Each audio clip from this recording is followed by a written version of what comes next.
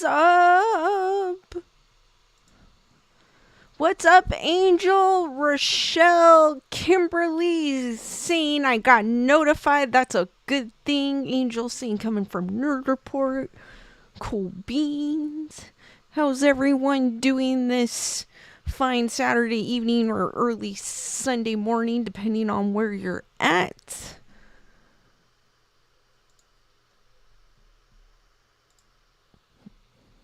I had a busy day at work today, so I'm glad to be chilling with you all tonight.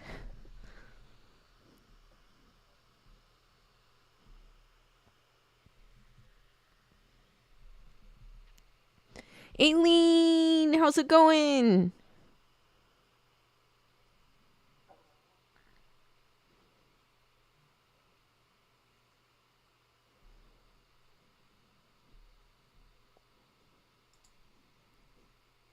Cheryl! Christy!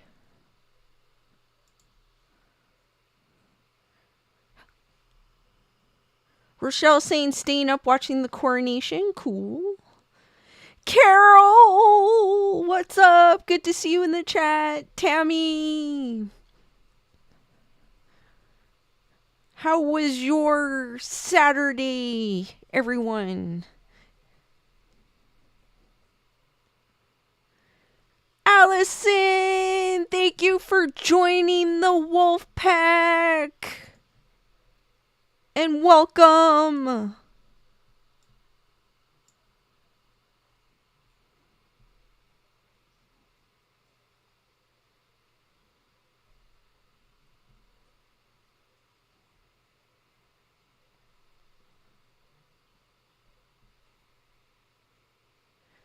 Tammy's Saturday was okay.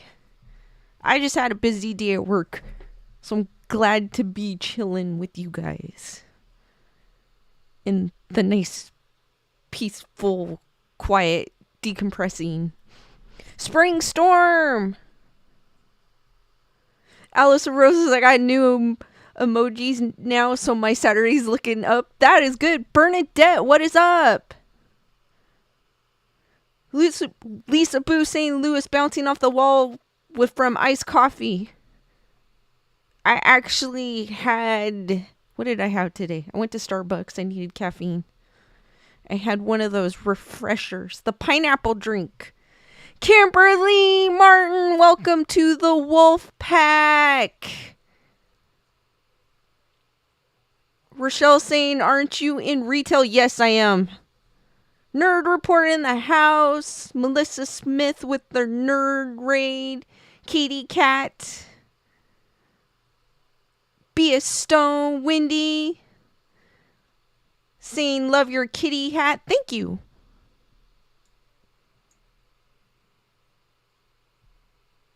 Cheryl, we still have to make it. I have to, when I go over there next time, we got to make it. Because we're getting into the weather for iced coffee. Diane saying Lewis overdosed from Cheryl's iced coffee. Matthew with the raid. Wink Shapeberry, how you doing? Pinche Becky, that's me. What's up? Chris Barber, how's it going? Rochelle saying I worked at Walgreens as a shift lead. I definitely share your pain. Customer service can be awful, but happy you are home. Yes, it is. Especially when customers complain about nonsense. They do. There's some people that complain about nonsense. Like the space between customer service and the checkout lanes. Yes, someone complained about that. Daisy, what's up? St. Louis went crazy with Cheryl's coffee. Gwendolyn, how's it going? Carol is a hot coffee drinker no matter what. Lisa Boo, thank you for joining the Wolf Pack. Hearts for everyone that joined the Wolf Pack today. It was Lisa Boo, was Kimberly Martin, Allison Rose. Thank you guys. Melissa's like, tell me Karen stories. Good juju. Good juju saying nothing compares to Tim Hortons ice cap to die for. Oh, I'll have to try that. Sounds good. Rochelle saying exactly, I was working on the 16th Street Mall, and basically one guy claimed that there's a razor blade when he purchased his cereal, and that there were... Whoa, yeah. People are crazy like that. Christy, some people just can't be pleased. That is so true. Daisy's asking if I'm ready for EDC. I am super excited. I can't wait. They're going to be, work is going to be like, you're going back to Vegas? I'm like, yeah, for something else. I'm going to be partying.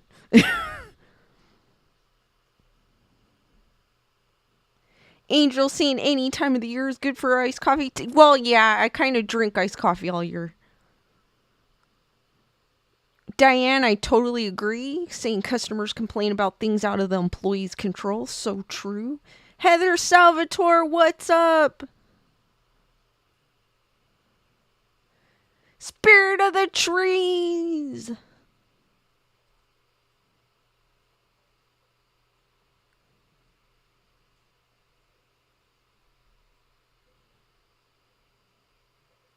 Wendy, I totally agree. It feels like you're being pulled in 50 different directions and you wish you can divide yourself. There's plenty of days I wish there were two of me.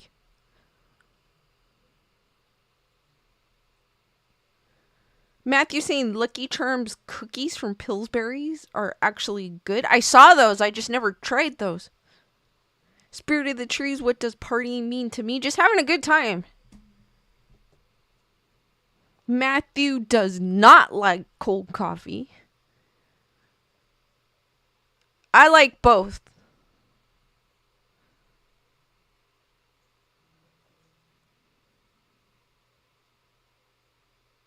Bernadette drinks iced coffee once in a blue moon, not a coffee lover. Lately, I've been getting the refresher drinks from Starbucks, like the pink drink, the pineapple drink, the dragon drink. For some odd reason, those perk me up more than iced coffee, which is weird. And it's like refreshing. Rochelle will drink any coffee.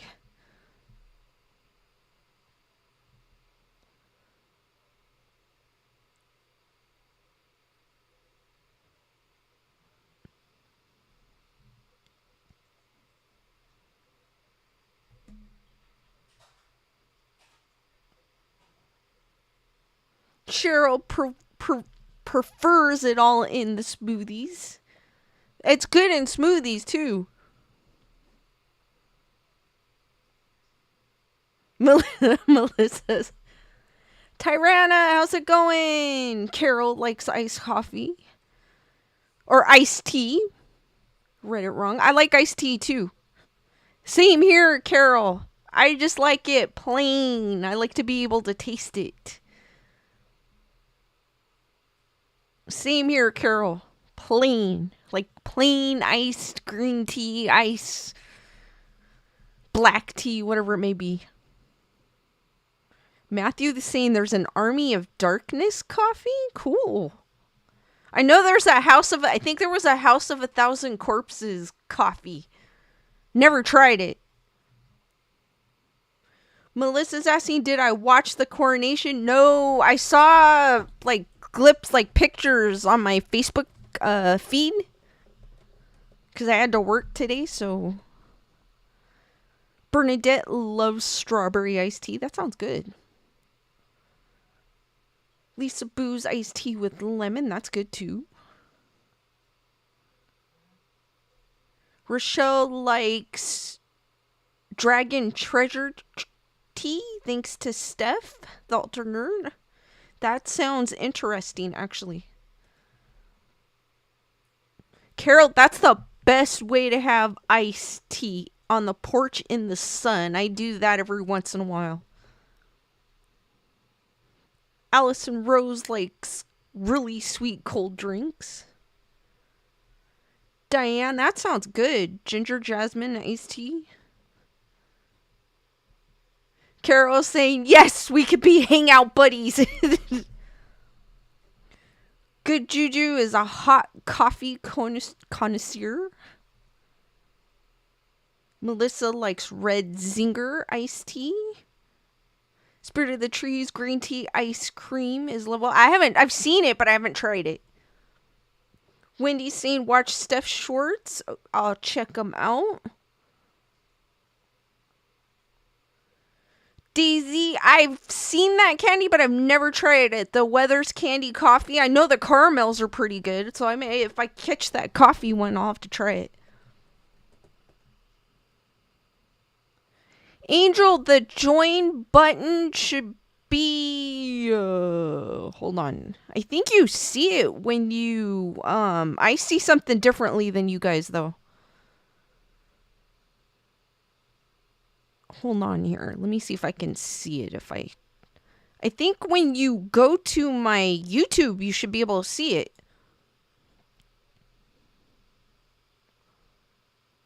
It should be like on the top. There should be a join button. If I'm not mistaken.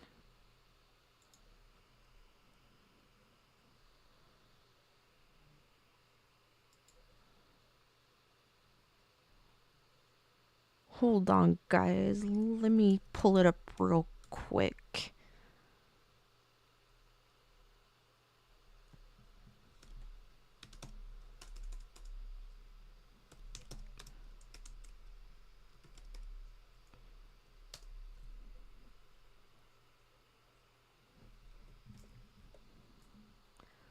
Let's see. I need my channel, not the video. 80 music videos on YouTube. Yeah, right when you go to the home page of my YouTube, you'll see the join button. I can join myself. Cool.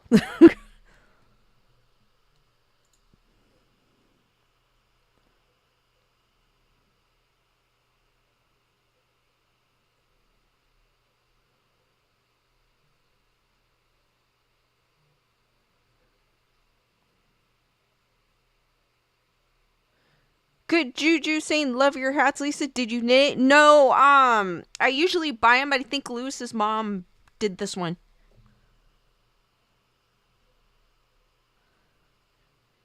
David, what's up?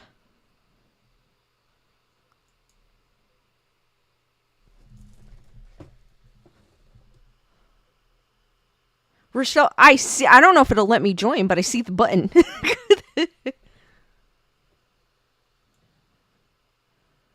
Yeah, if you go to the home. Allison, thank you for the super chat. 48 watching. Hit the like, everyone. Hearts for Allison, guys.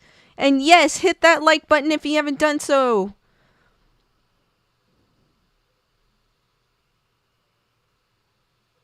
Angel, if you go to my home page, it should be, well, at least that's how I see it. I don't know how you guys see it. There's my logo, and to the right of it, you'll see the join button.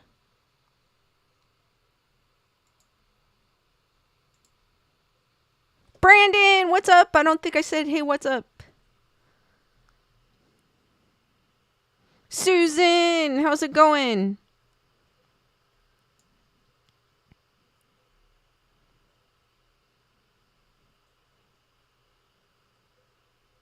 Spirit of the Trees is asking how long I've known Lewis. A long time. Not a century, but a long time.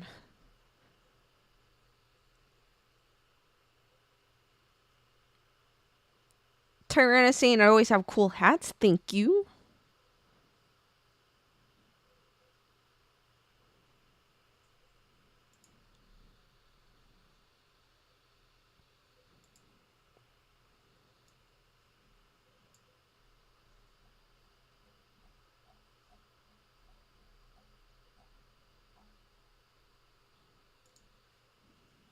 No, not that long. Matthew saying join is on the home page right next to subscribe on the left in the live stream or the cash symbol to send super chats. Thank you, Matthew. Julissa, how's it going?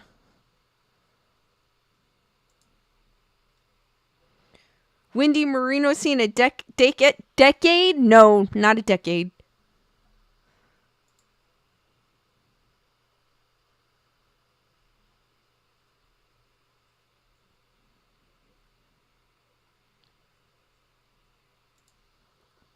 Go over here.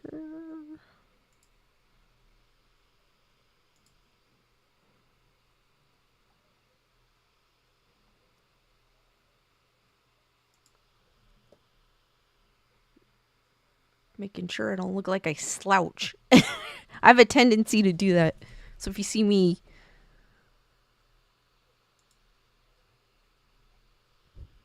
Oh, I kind of look like I am.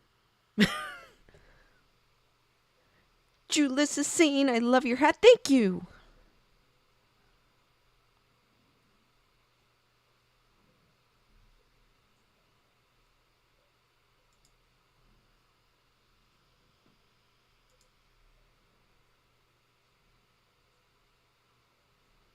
Bernadette saying, I forgot to say what's up to Larry and Gary. Yeah, they're doing fine. They're just hanging out.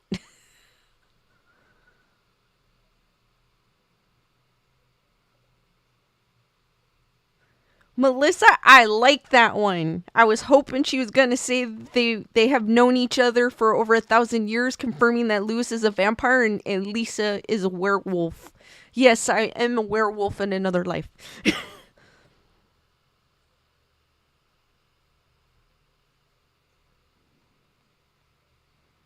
Spirit of the Trees is saying, I've known my hubby for 12 years. My hubby is my person. It took me 7 years to know that. Wow, that's pretty cool. Julissa's like, I get it, girl. I'm a big sloucher. I picked up that bad habit because when I was younger, my mom wanted me to be a concert pianist. I had other plans. And so I picked up that bad habit of slouching on the piano bench. So ever since then, my posture sucks. And I hate it in some ways. Wendy saying I found my person, sort of. That's cool.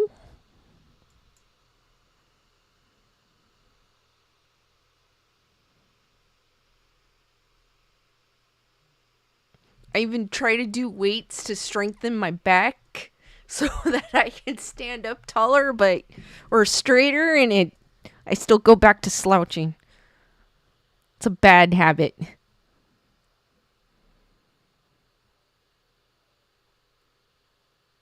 And then when you try to straighten yourself up, it feels all awkward. Like you're like this.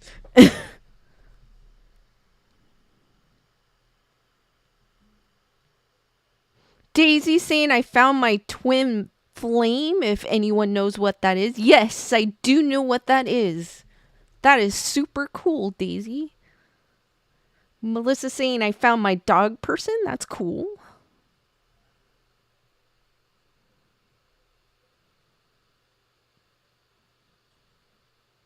Yeah, my mom wanted me to be a concert pianist. I did not. Was not in the stars for me. I wanted to play guitar, but yeah, that didn't happen. I wanted to be a rock star. Play guitar. Fell in love with the guitar when I was, 12? Bryan Adams, from Bryan Adams. But picked it up, but never really became a pro at it. Wink Shapesbury saying, I remember a primary school teacher saying to sit up straight. I never had anyone tell me to sit up straight. That's what the weird thing is. Tyrannus saying, I have that bad habit too.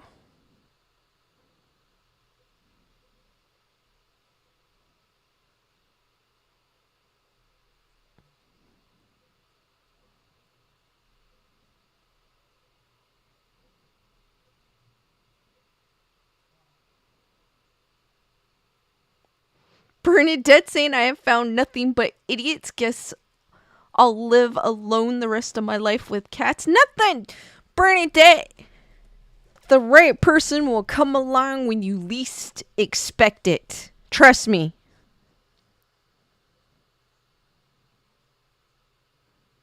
Carol saying, I found a person about a month ago. We've been hanging out a lot. I like him, known him for a year, and he finally got the nerve to ask me out after crushing on me since the hot. That's so cool. Super cool. Daisy's like, she feels me when I'm trying to straighten up. Like, you feel like you're like all like weird and contorted or something. Julissa is saying, do it, Lisa, with the guitar. Rochelle, no, I don't really, like, I kind of messed with it, but I never really, like, tried for it, because I would get frustrated. But I know patience is key. Nerd Report is saying, who else thinks the coronation is dumb as hell?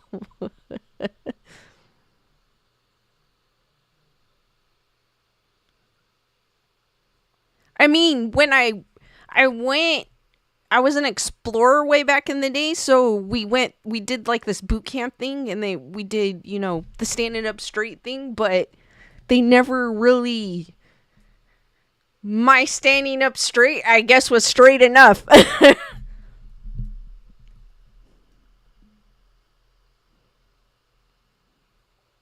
Melissa's saying, my parents caught me recording myself playing piano and just playing it back on loop. I hated piano. Same here, Melissa. I did not like it.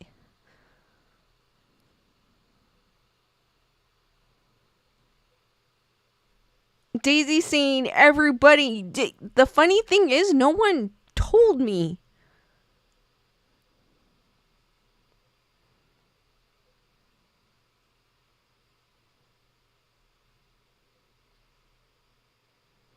Wendy saying, I'm a lefty who had a retired nun teacher for penmanship. That's why lefties hold the pen so awkward.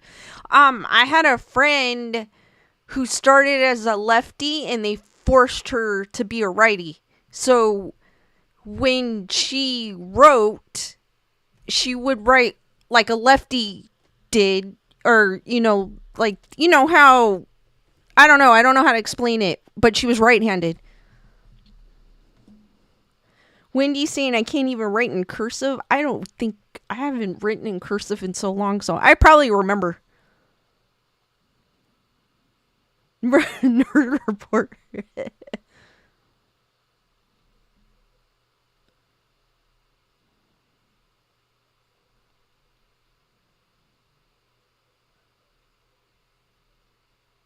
Susan saying, mine wanted me to be a flautist, studied for 5 years, hated it.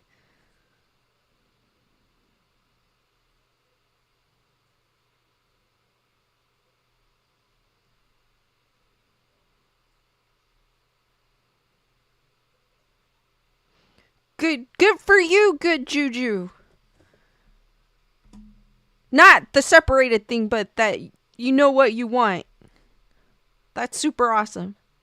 Panda Bear saying, my dad is left-handed. Wink Shape, I know, saying nuns used to force left-handed to use the right. Wasn't it considered, like, if you wrote with your left hand, it was considered, not, I don't want to say, like, it wasn't, like, evil in some way? I don't know. I don't know how they, like, it had a stigmatism with it. Susan Rake saying, I'm left-handed. Wendy saying, we write upside down with a smut. Yeah, like, it's, I was ambidextrous, and they made me use right hand in school. They should just let you use both, Lisa Boo.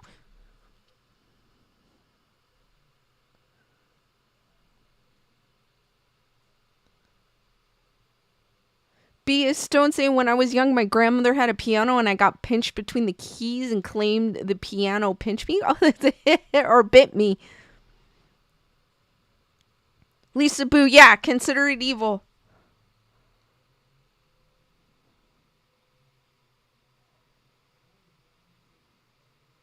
Carol, nothing wrong with that. Matthew saying, when I first started school, I used both of my hands, but eventually went left-handed, made me go to special classes because of it. What? The shamanistic unicorn, what's up?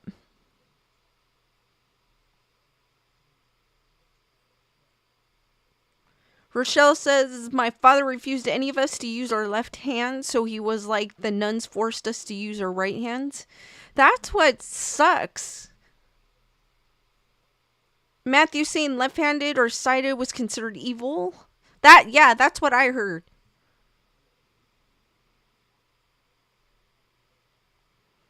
Cheryl saying my right person is my gorgeous daughter, a blessing later in life. I don't need a man to try to screw it up.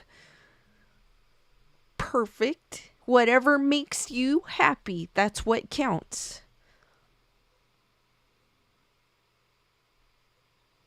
Panda Bear saying my dad told me when he was growing up the teachers would hit him with a roller thing. Yeah, school back then was way different than it is now.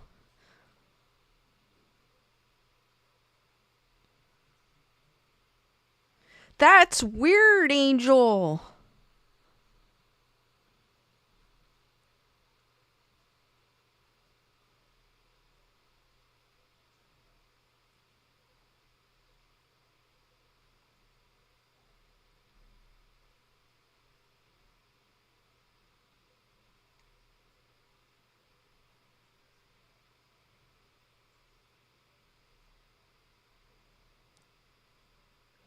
Good Juju saying my grandmother was lefty like me. She was born in 1920. During school, the teacher would hit her with a yardstick if she tried to use the left hand. Melissa saying, are there left-handed and right-handed guitars? I don't know. I never looked. I would think there would be. Matthew confirmed it. Yes, there are left and right hand guitars.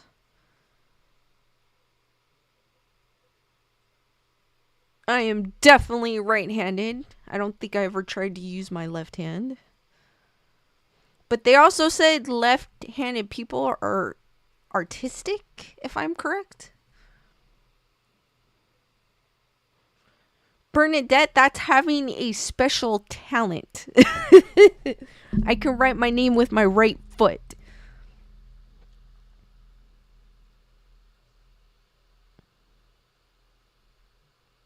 Susan saying Jimi Hendrix played left-handed.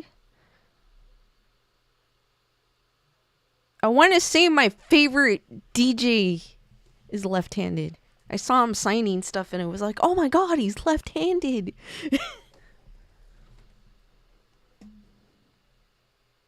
Sorry, I get excited when I see people that are left-handed.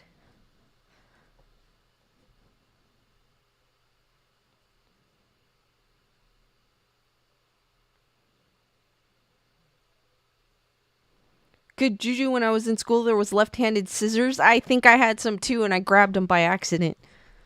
And I was like, ah. But I would put them in my left hand and try to use them instead of going grabbing another pair of scissors.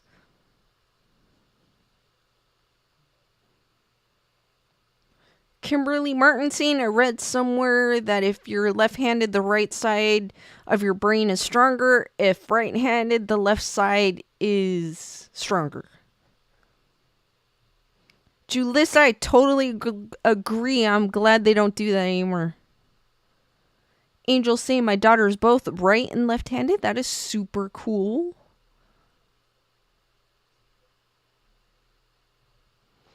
Christie's Fox is saying Jimi Hendrix and played the guitar upside down. That's super cool. Spring Storm saying Paul McCarthy's left-handed. Shamanistic Unicorn loves to see left-handed too, like me. Bernadette saying Ned Flanders had that lefty store right on the Simpsons. I think so.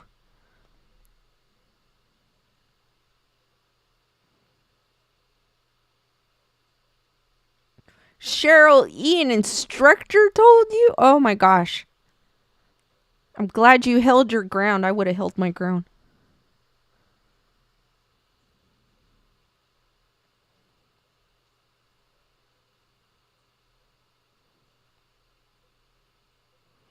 Melissa's like, you just captured my vibe. Oh, well, guess I'm left-handed now because I'm not getting up.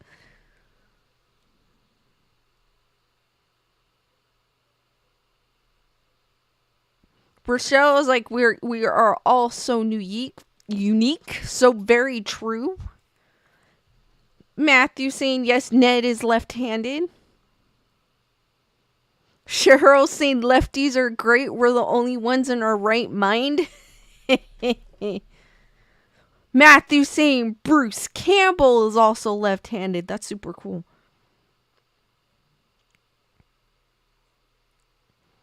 Diane saying, Jimi Hendrix did the right-handed one with his left hand. That's super cool too.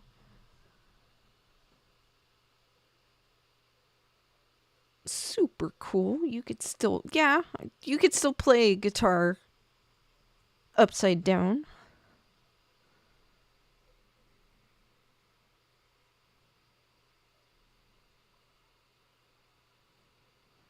Good Juju saying, I may be left-handed, but I hold out both hands in friendship. Super cool.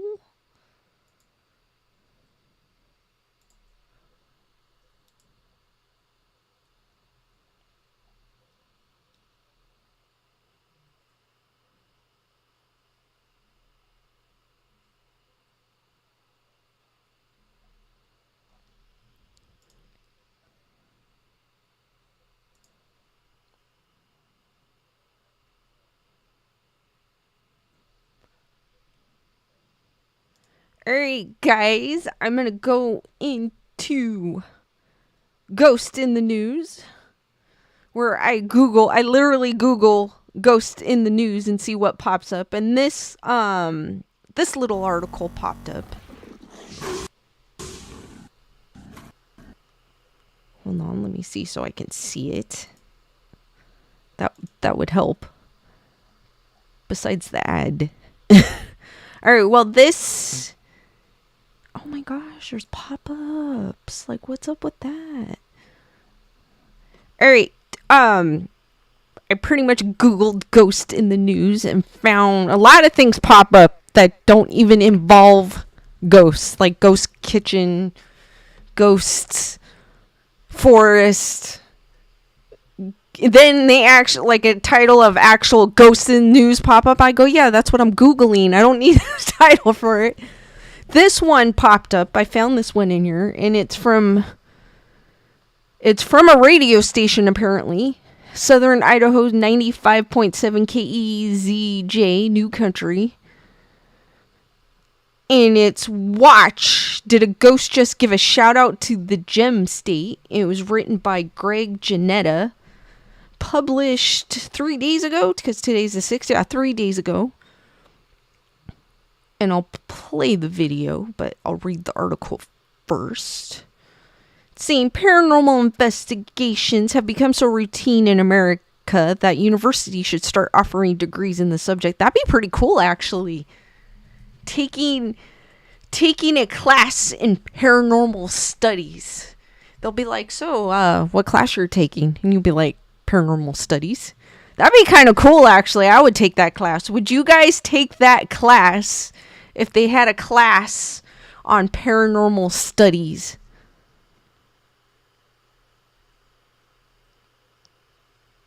Wink Shapesbury saying, let's get to the paranormal stuff. That's what I just started to do.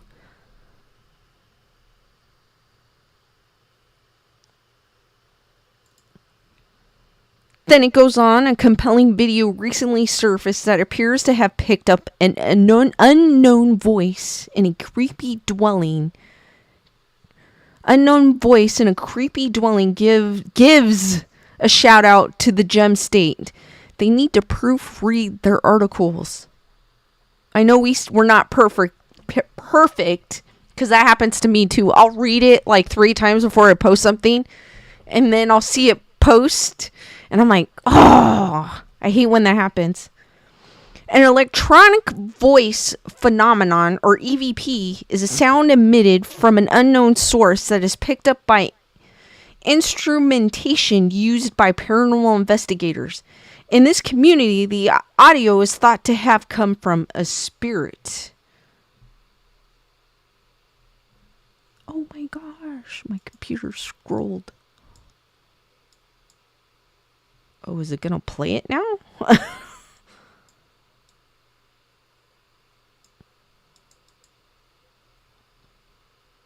No. It's just being difficult. Oh, I guess that's the actual video. Hold on. Because I think I scrolled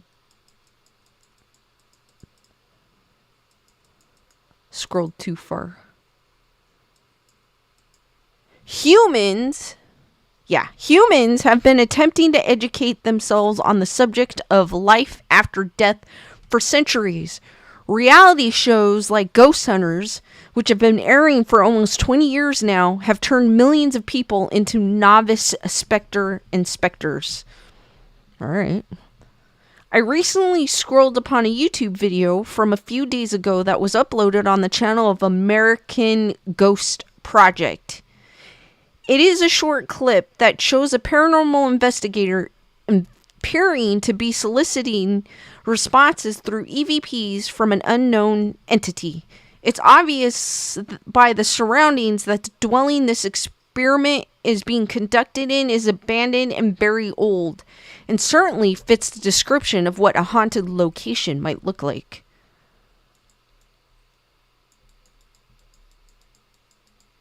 Don't mind the advertisement. Let's have that conversation, are the words asked by the investigator. The response he receives is translated as Idaho by the man. The exchange takes place after the man asks if he is communicating with a negative entity. So he says Idaho.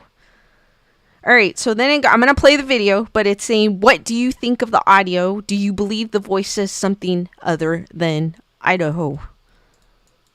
Hopefully you guys can hear the sound.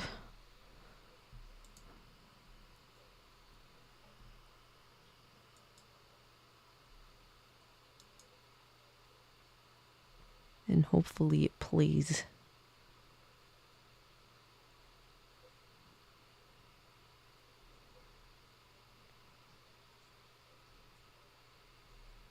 Ooh.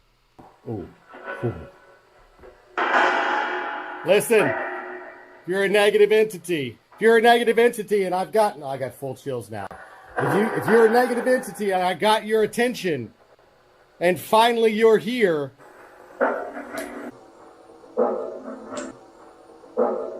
let's talk. Let's have that conversation.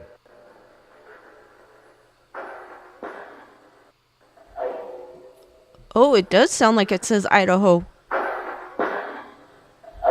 It looks like they have a spirit box, digital recorder, and an EVP detector.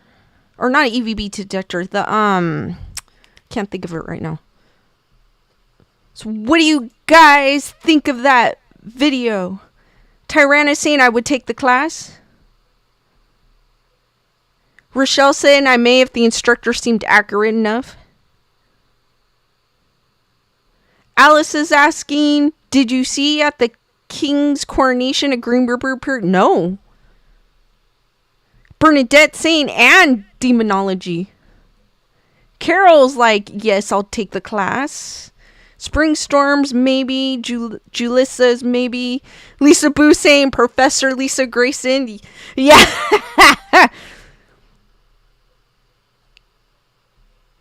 Thank you, Wendy. EMF, thank you, Bernadette. The older I get, I'm forgetting things. EMF detector, thank you. Christy Fox is saying it's like it's saying I don't know to his question. It could be.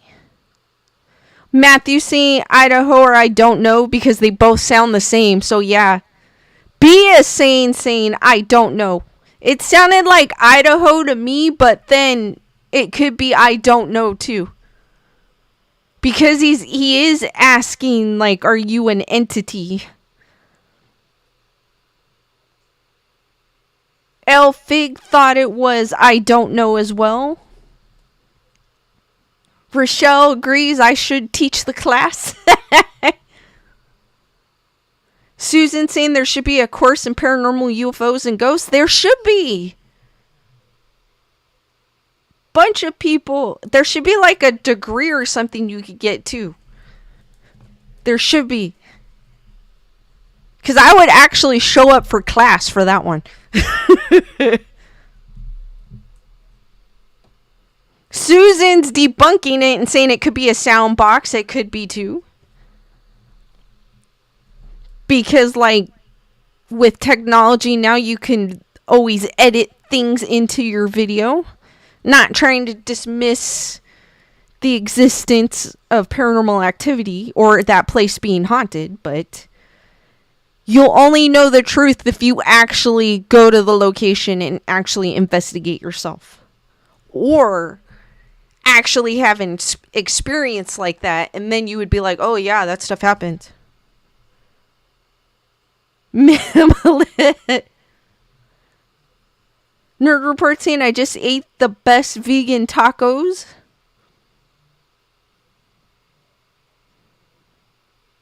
Matthew saying Professor Paranormal XX Ghostman.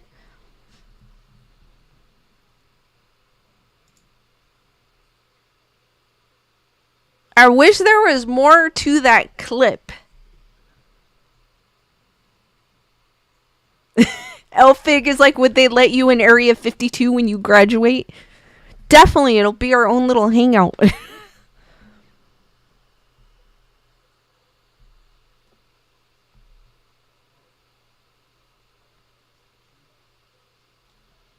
I wish it was longer. Oh, Area 51, yes.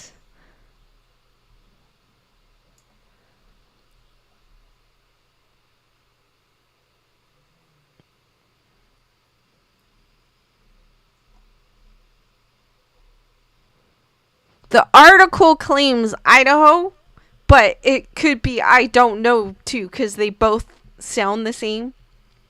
But the guy talks through it too, so it kind of makes it hard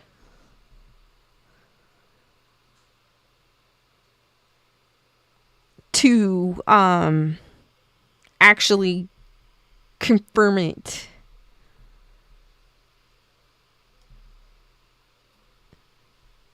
But it sounds more like it would say, I don't know, because he was saying, are you you're a negative entity. He's like, no, I don't want a conversation with you. I'm trying to sleep. Rochelle's eating guac with tortilla chips. Ooh, that sounds good.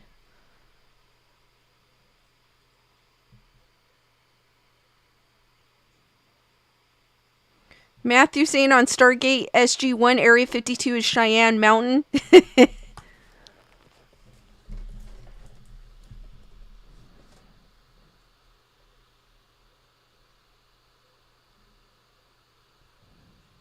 So what did you guys, do you think the EVP that he caught is real, or did they fabricate it?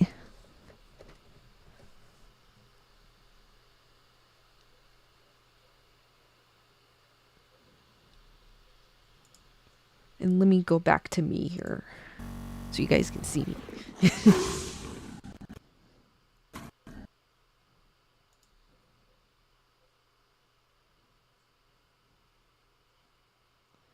Spirit of the Trees has a cockatiel? That is so cool. Wank Shave Berry saying, can I play it again? Let me see if it'll let me play it again. Let me go back. Because sometimes those articles don't let me. Ooh. Listen, you're a negative entity. If you're a negative entity, and I got full chills now. If you're a negative entity and I got your attention, and finally you're here,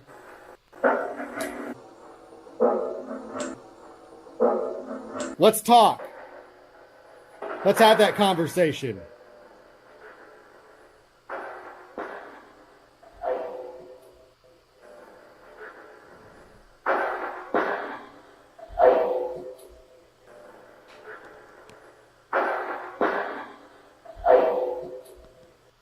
It sounds like Idaho to me.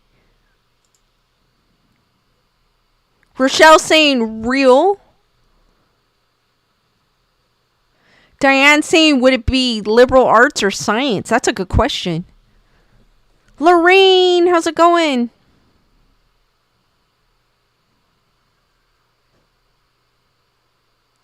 Oh, that's so sweet. Spirit of the trees.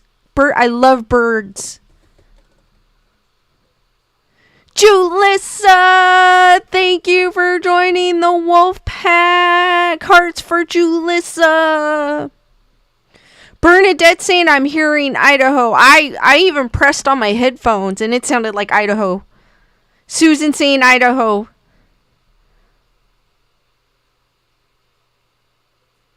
Panda Bear saying it sounds like Idaho. Susan saying it should be a science class. Rochelle saying I think this is real. Lorraine is actually saying I don't know. Could be. Because they both, Idaho and I don't know kind of sounds the same. Matthew saying for it to be taken seriously, it should be science. True. Definitely. You'd be like Masters of Science in Paranormal Studies. That'd be so cool.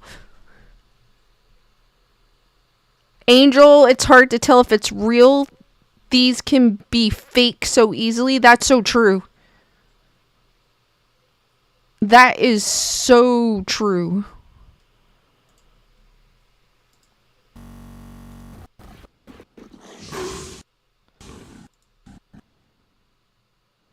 Especially with technology, you could just add after. You could film the video and then you can add the audio later.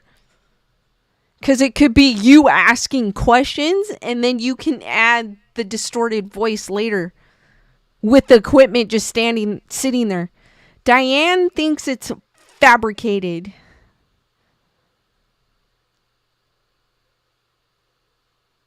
And like I said, the only way to really debunk it is actually go to the location yourself and investigate it.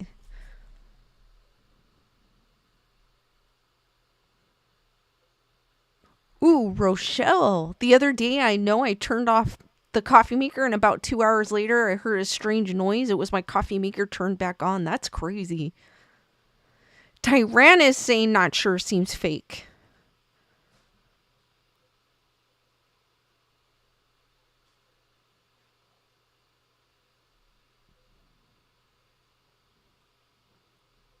Susan saying it seems fake. Rochelle was like, I definitely said to whoever it was, I needed them to leave. Did you have any issues after you said that? Susan saying too much echo for an entity. Those spirit boxes, though, are kind of like that.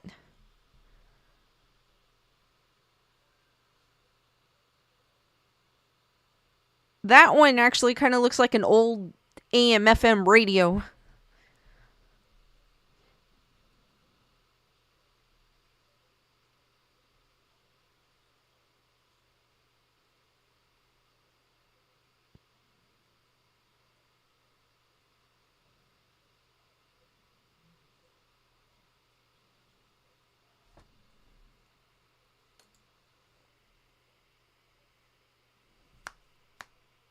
Oh.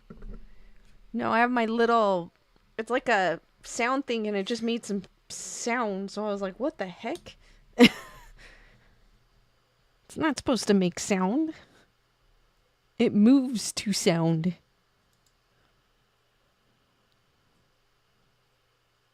That was weird. It just started popping.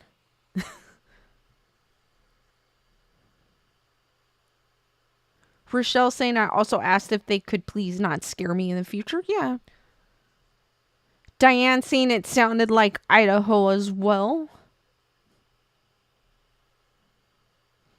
Susan Rigg saying any other hauntings?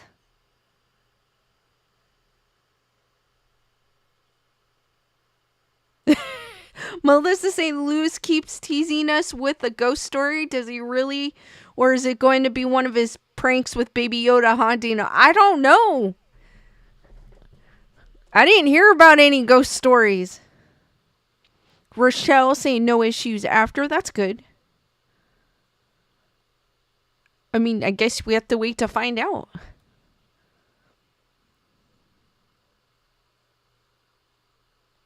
Winkshape Bear saying you can run sounds through a lot of filters to find things if you want to. Matthew saying, oh, Boise, Idaho. I think that's where that article was from. Well, it was from Idaho. It was like a country music station that has a website that writes articles about EVPs. I mean, that's an eclectic website. They go, well, today, the top 10 country artists for the week. By the way, we caught an EVP while I was searching through YouTube. That's pretty cool, though. Pretty cool.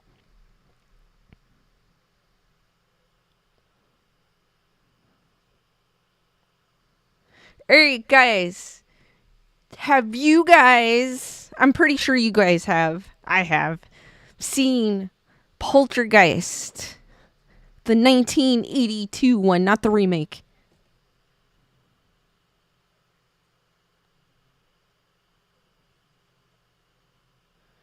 Rochelle saying, but the weird part is, I will say that I had felt several days prior to this incident of the coffee maker that there was a good presence of a sort of spirit around. Oh, that's good. That is cool.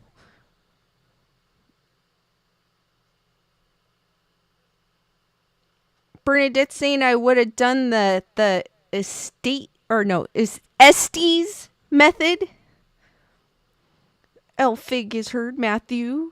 Panda Bear, you have not seen Poltergeist. Christy, yes, scared me as a kid. Me too, especially in the second one with the priest. Or not the priest, the preacher. Tyrannicine, I have seen it. Angel, yes. Susan, you have not seen Poltergeist? Oh my gosh. Wink Chief Bearstein, has anyone had a real EP? No, I have not. I'm not sure if anyone in the chat has. Carol, you've never seen Poltergeist? Oh, no, I'm just playing with you guys. Julia says, yes, I saw it in the theater when I was 9 and I was so scared. Oh my gosh. I love that movie, by the way. It's one of my favorites. Bernadette saying yes.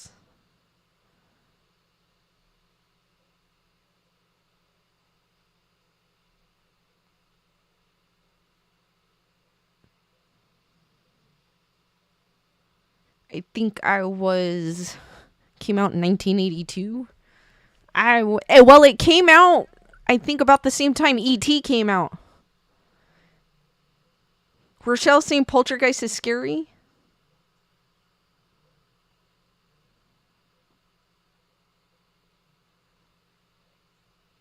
Matthew saying when I was a kid, I had a plastic tube that you can blow and make plastic bubbles. Can smell the stuff watching it. Wink Shapers, Poltergeist is classic. Susan Reich is saying who's in it? Craig T. Nilsson, Joe Beth Williams, what was her name? Heather O'Rourke, but she passed away when she was 12 because she had an intestine disorder or something like that. Dominique Dunn, I think it was. Christy Fox is saying the creepy clown. I know, I want that clown. I so want that clown.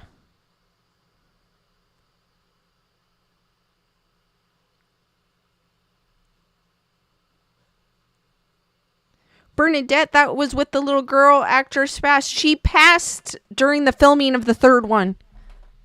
She was 12 years old. Wayne Shakespeare saying Steven Spielberg produced the film. Yes, he did. Because I think he was still working on E.T. when they were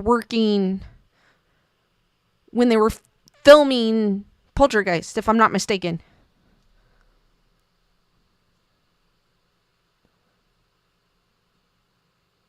Susan saying Rosemary's Baby, and The Shining scared the hell out of me. I saw both of those movies older in life, so those really didn't they didn't scare me. If I saw them when I was younger, yes, they would definitely scare me. Matthew saying the part from Scary Movie 2 is funny. I don't think I've ever seen this. I saw bits and pieces of Scary Movies 2. But I don't think I've actually sat there and watched them. Well, anyways, did you know it was based on an actual real life story that happened? Because when I was Googling about the hauntings, because there were things that happened on set, I saw that there was this family that it was kind of based on, and I was like, what? Susan saying it seemed like it's for some odd reason my phone's telling me to drink water. And I never set it up to do that. It's like, drink water so you can bloom. And I was like, what? Carol's like, I don't watch scary movies. They scare me. They're the best, Carol. Bernadette, you've never seen Rosemary's Baby? Well, to me it was kind of like a, how do I explain it? Like a mind... Like, it messes with your mind type of movie. G. Brimble! Say, I think what you can't see can scare you more. That's true. Diane has not seen... You have not seen Poltergeist? Julius was like, no, I didn't know that. Me neither. I did not. I just happened to find out while I was Google searching. Rochelle saying In the Tall Grass was pretty good. I think I started watching that and I never finished it.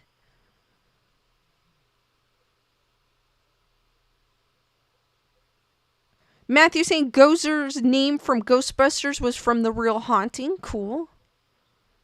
Kirsty saying, yes, I heard it was a true story.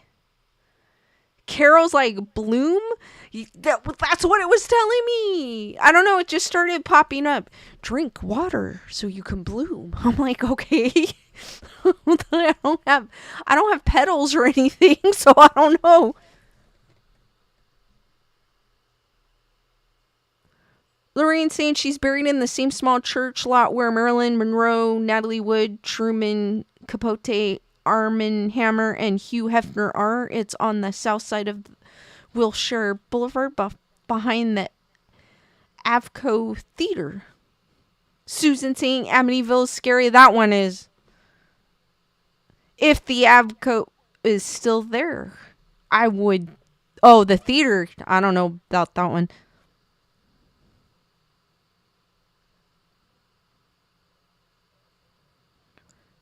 Carol, sometimes people are scarier than the non-living or the movies. Tyrannus saying scary movies are my favorite. They're my favorite too. Julissa, it's like, I can't explain it. It's more like where it messes with, it's like a psychological type of horror, I want to say. I call them mind Fs because they F with your mind. Wink Shapeberry saying I love a scary movie.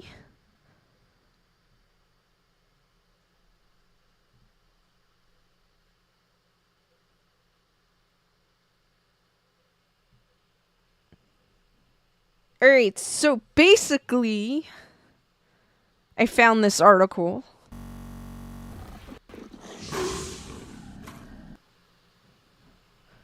Let me see so I can pull it up. This one's from American Hauntings. The problem is I couldn't find who wrote this or when this came out, but I like the fact that it was yeah, it doesn't say when this came out or anything. American Hauntings Inc. Jacksonville, Illinois. But it doesn't say who wrote it,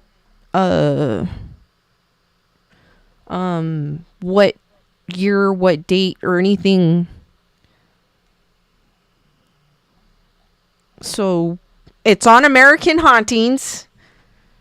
I wish I could give credit for who wrote it, but it doesn't say, so anonymous. Because I like to give credit to where credit's due.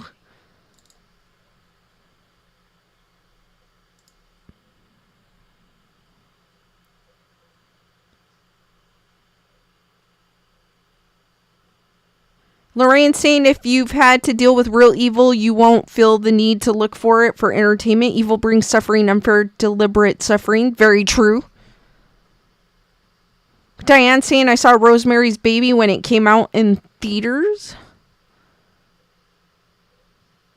Christy Fox is saying I can't imagine living in a house. I'm pretty sure some of the stuff in the movie's not exactly the same story. Because usually what they do for movie purposes is they'll change things to make it more interesting. And then I was reading another article before I found this.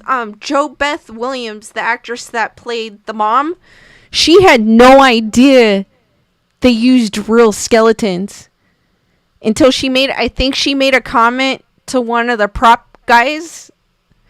And she was like, oh, it must be pretty cool. You guys are making skeletons. Or like, we didn't make those. Those are real ones. And it kind of creeped her out.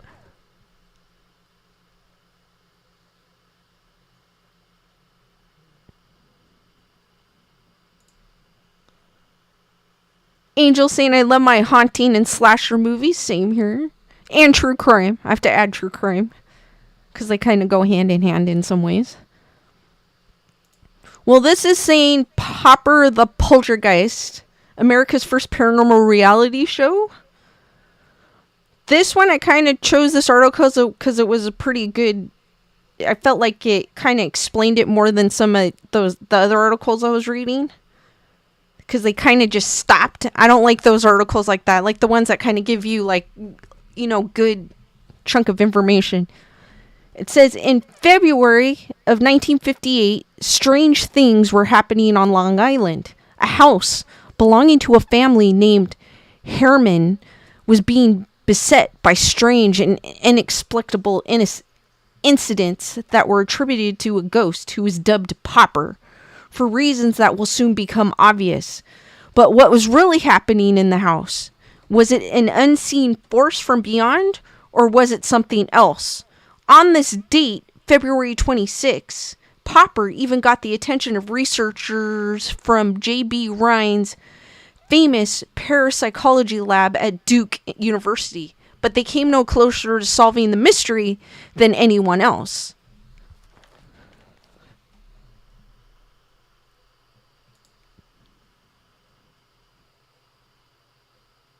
Rochelle saying I place Bibles in every corner of the home and wreaths and mirrors. Diane is reminding me to drink water. Wink, Shade and Barry. I love true crime too. Matthew saying a real life poltergeist is caused by a living person, not someone who passed like in the movie. They always change things in the movie.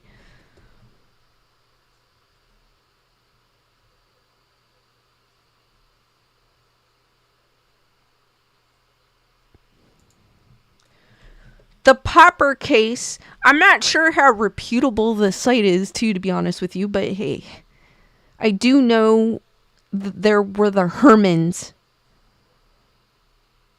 And I'll read another article, too, that I found that kind of talks about the movie, too.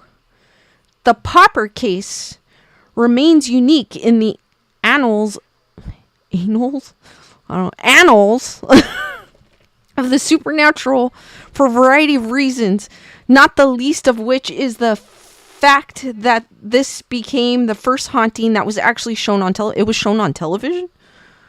Wide-eyed audiences all across the country stared at their television screens in amazement as Popper literally performed for the cameras. These films became the ghost claim to fame, but were only a small part of the weird happenings.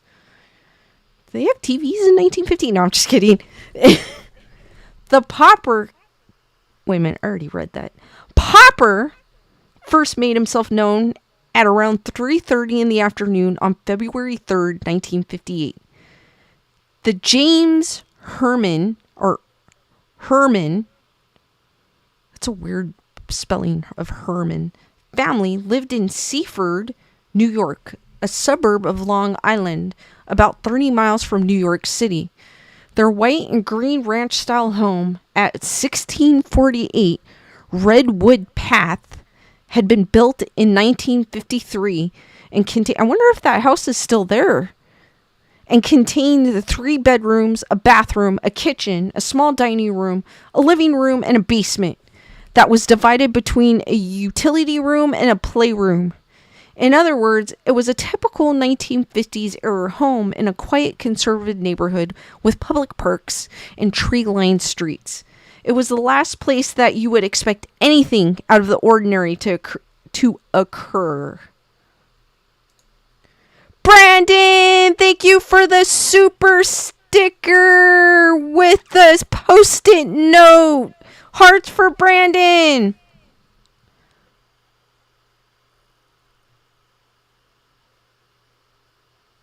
Matthew saying they stopped using real ones afterwards. Return of the Living Dead brought it up, and films are a reason why the practice was stopped.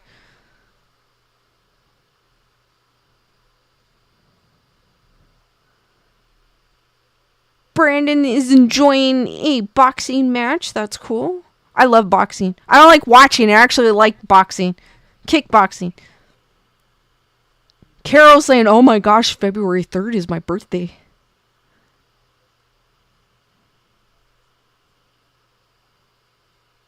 Rochelle saying, the green alien is standing on my shoulder.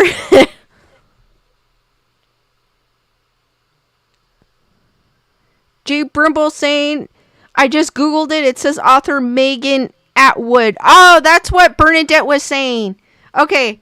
I was like, wait a minute, Megan Atwood. Thank you guys. Thank you, Bernadette and Jay Brimble. The author of this article is Megan Atwood. It just didn't click. Sorry, guys. Thank you, because I like to give credit where credit is due. That February 3rd was a day like most any other. It was clear and cold outside, and Lucille Herman, a registered nurse, was there to welcome her children home from school and to prepare dinner. The children were Lucille, 13, and James, 12. 2 ordinary kids with ordinary interests. Their ordinary world, however, was about to ordinarily change. Since they wanted to use ordinary in every other word. Nothing wrong with that. Teresa, how's it going?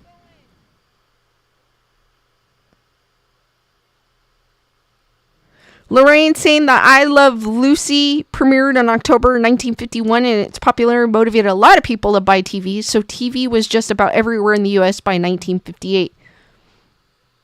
Melissa saying kickboxing is the sport of the future. I love kickboxing. I feel all badass when I'm kickboxing.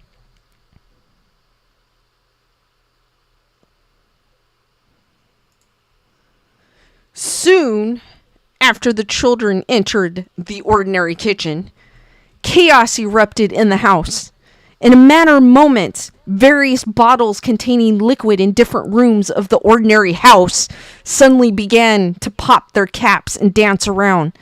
No one saw the bottles move or explode, but all of them heard the caps as they popped loose and the bottle's contents went spewing into the air. They would later discover an open bottle of bleach in the basement utility room, a bottle of liquid starch in the kitchen, bottles of shampoo and medicine in the bathroom, and a bottle of holy water that had opened in the master bedroom and was lying on its side with the contents spilled. Each of the ordinary bottles had been sealed with twist-off metal or plastic caps. These were no corks or crimped caps that might have somehow come loose. Puzzled, Mrs. Herman called her husband, who worked for Air France in New York City, and reported the strange popping sounds they had heard. Herman was just as confused by the incident as his wife was, but since no one had been hurt, he decided there was no need for him to go home early. I would have been like, honey, I'm going home. Following his ordinarily usual schedule, Herman took the train to Long Island and arrived home just before 7 p.m. During his commute, he pondered his wife's call and was sure that he had a solution for the mystery. He believed that some sort of chemical reaction in the products had caused the bottle lids to blow, and the fact that they did so at the same time were merely a coincidence. Perhaps it had been caused by some sort of excessive humidity in the house. He quickly investigated the bottles when he arrived home and confessed to being baffled when he found that they were screwed top lids. How could they have simply popped off? The excitement over the event having passed, and since nothing more had happened, the family decided to write the experience off as just one of those funny things. 2 eventful days passed, and the popping bottles were almost forgotten.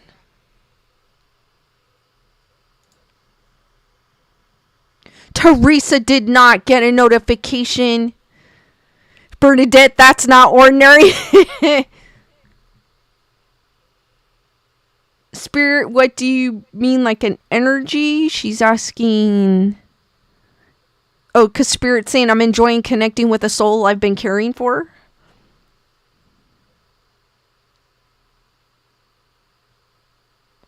Melissa was using it as a reference from a John Cusack movie. I haven't seen a John Cusack movie in so long. Good juju. Oh my god, that was the biggest news in the world. You must know the story of the ghost of the little boy in the scene of 3 Men and the Baby movie. Scene was filmed in an old lady's home where her grandson accidentally... Yes! I have seen the ghost baby in that movie. That's trippy.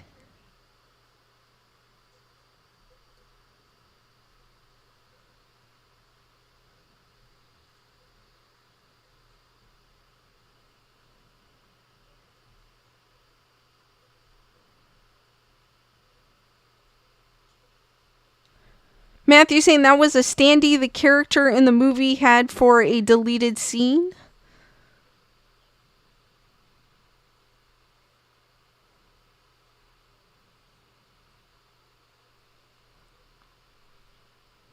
Oh, guys, stay safe in the people in the states with weird weather. Bernadette, I haven't seen 1408 in so long. Julissa, yes. If you ever watch 3 Men and a Baby, in one of the scenes, they catch a ghost. And you do see it. It's like, I think it's is it a boy in a sailor's outfit or something like that? I don't remember. It's been a while since I've seen it.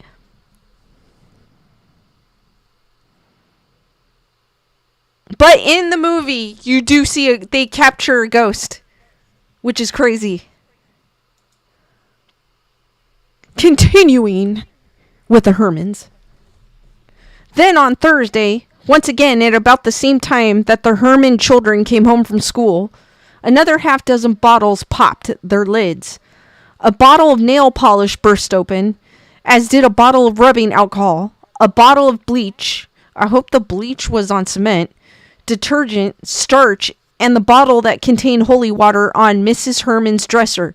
It was an almost exact repeat performance of February 3rd. Was it common for people to have holy water at home in the 50s?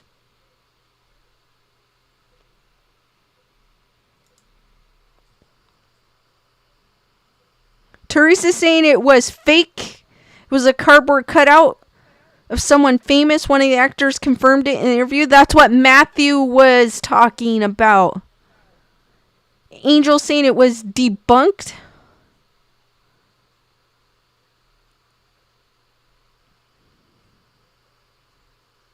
Christy, I gotta check out The Entity. I have not seen that yet. Bernadette saying it was a cardboard cutout. I did not know.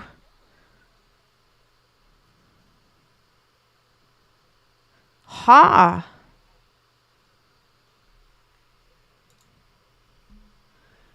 On February 9th, it happened again.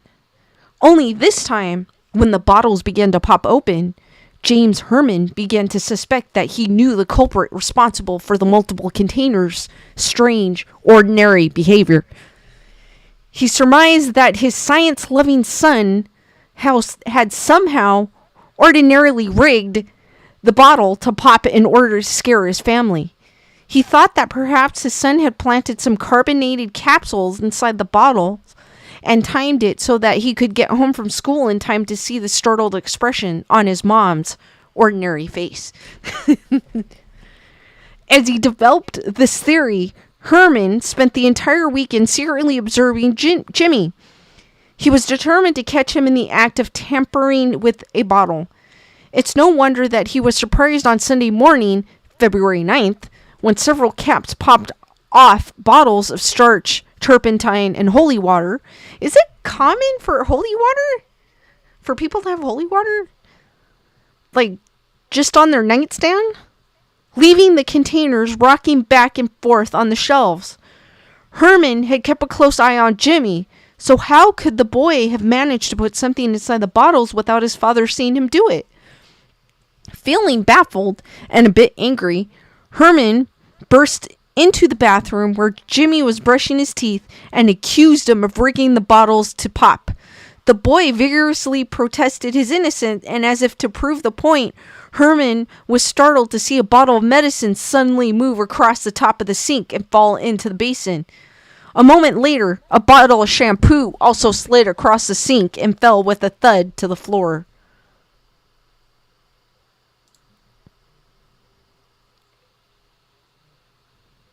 Nikki, what is up? Melissa saying in Colorado, every bottle pops because of the altitude. If something is bottled at sea level and you open it here, all the pressure blasts you in the face. Whoa. Bernadette has some holy water. Wank Shape Berry saying you can order holy water. But I mean, like, because this is 1958, so was it common for people in 1958 just to have a bottle of holy water on their nightstand?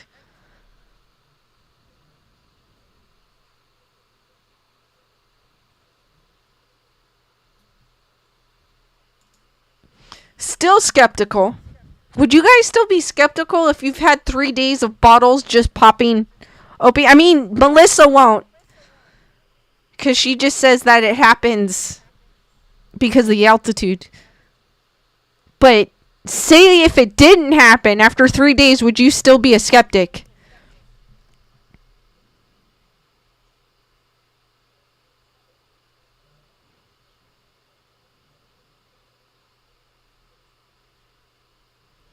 Julius is saying maybe they took it from the Catholic Church. Maybe they did. I don't know.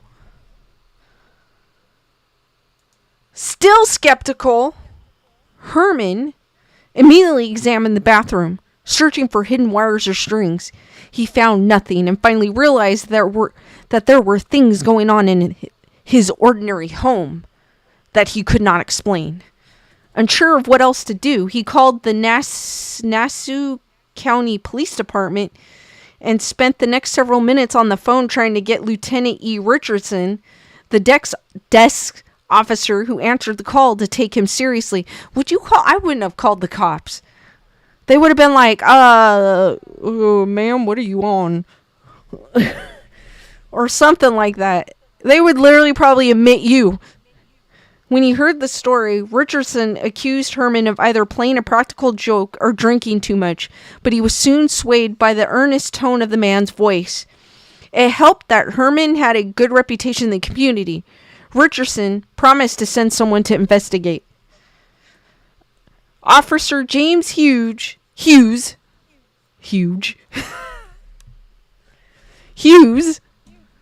went to the house feeling skeptical, which is probably what I would do if I was Officer James.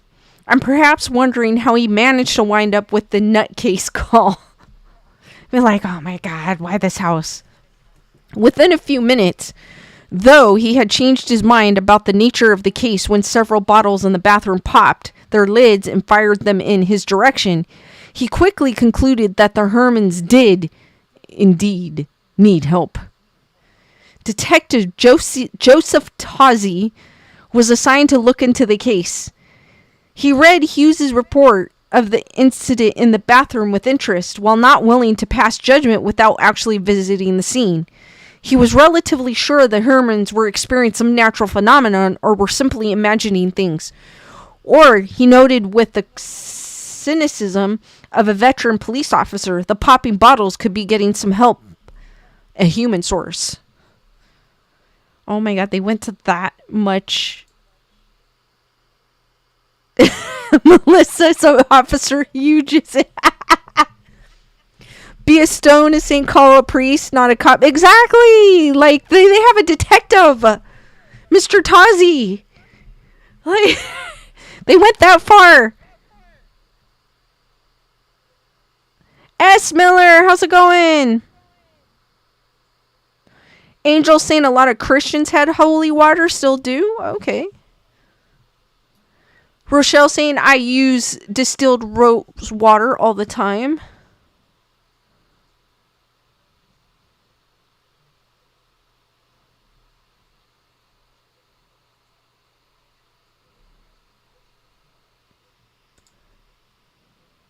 On February 11th, Detective Tozzi began his visual. So he's getting paid to see what's going on at the Hermans' ordinary home. That same evening, a perfume atomizer. I don't know what Detective Tozzi was trying. Just imagine writing a police report. Entered the Hermans' house on February 11th at approximately 7 p.m. A perfume atomizer overturned and spilled perfumed. ... Oh, in the daughter's bedroom. ... There was no one in the room at the time, according to the reports. Oh, do you see? There was a report. Over the next few days, the disturbances seemed to center around the bottle of holy water in the parents' bedroom. So it'll probably say what? February 16th at approximately 1900 hours. The bottle of holy water in the parents' bedroom. On several occasions, the lid of the bottle popped off, and once, after hearing the distinct sound, Mr. Herman dashed into the room and found the bottle on the floor. He picked it up and found it strangely warm to the touch.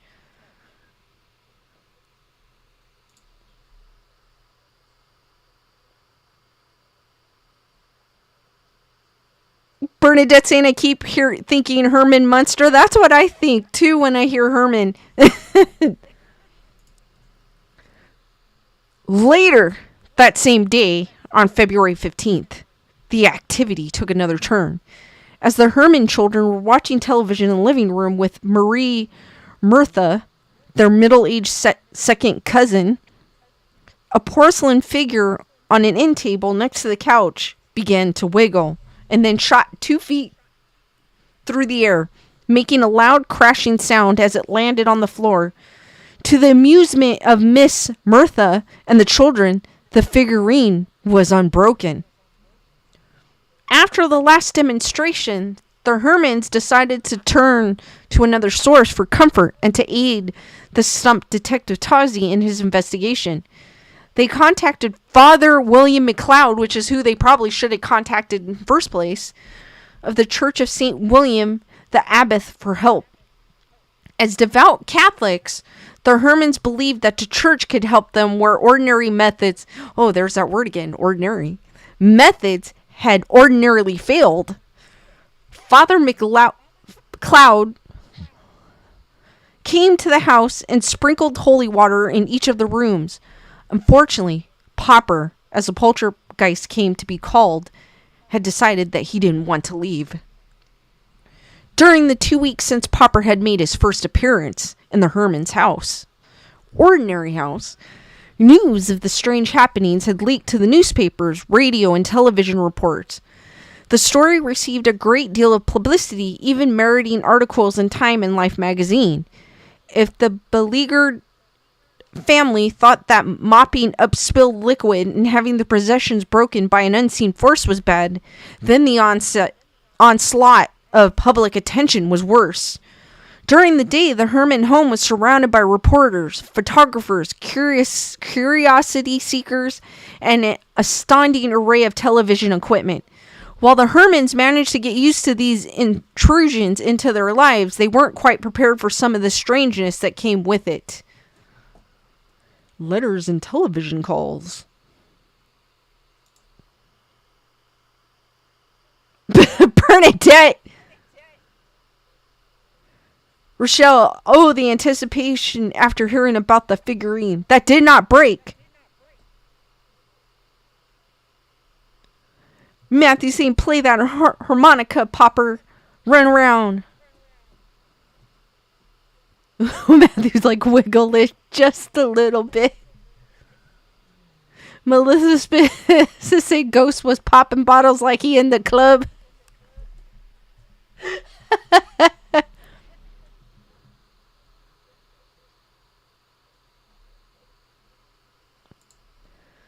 Many of the letters and visitors were less easy to tolerate. However, letters arrived in barely intelligible scrawl, condemning the Hermans for their sins and suggesting that they had invited these tricks of Satan. Ministers from all sorts of dubious faiths conducted rituals on the front lawn of the house. One man in a blue serge suit, who claimed to be a holy man from Center Moriches, a nearby town on Long Island, knelt in the yard and prayed for 10 minutes. Then he stood and announced, "Everything is all right. You have been forgiven." With that, he left, but Popper remained. But not all of the suggestions and attempts to help were so bizarre. One man who came to the house, Robert Zitter, was a physicist from Long Island Brookhaven's National Laboratory. He brought a set of dowsing rods with him and went over the property with them. When he was finished, he stated that he believed there were underground streams below the house. He thought that the water might be creating a freak magnetic field. Detective Tozzi examined this idea at length, but a geological survey suggested that the information was inaccurate.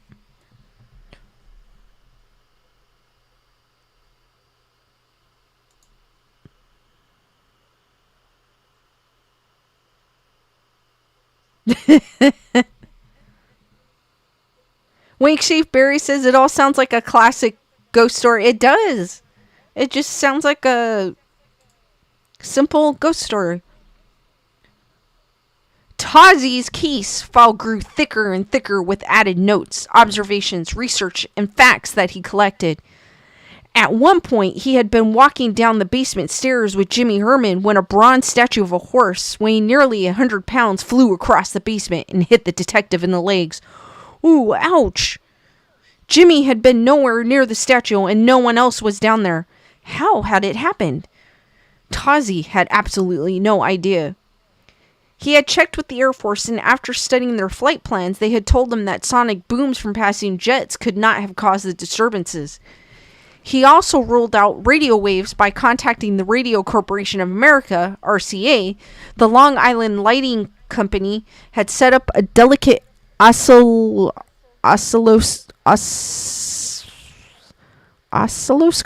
in the basement, but they had detected no underground vibrations. Building inspectors from the town of Hempstead pronounced the house structurally sound. The Seaford Fire Department even inspected a well on the property to see if changes in the water level could be causing the disturbances. However, they found that the water level had been stable for at least 5 years. Although puzzled, Tazi remained determined, and he tried valiantly to discover a source for the happenings. He finally found hope in a letter from a woman named Helen Connolly of Rivery, Massachusetts. She wrote that she had experienced odd events in her living room where chairs and furniture moved about. She didn't have a ghost in her house, but rather a heavy downdraft through her fireplace. When capped with a rotary metal turbine, the flying tables and chairs ceased to fly. Mr. Herman immediately had one installed on his own chimney, convinced that the strangeness was finally coming to an end. But that wasn't meant to be. No sooner had the workmen completed the installation than a porcelain figurine launched itself from a table and smashed against the desk. The figurine had managed to travel a distance of more than 12 feet. It left a dent on the wood that was broadcast to television audiences all over the New York metropolitan area.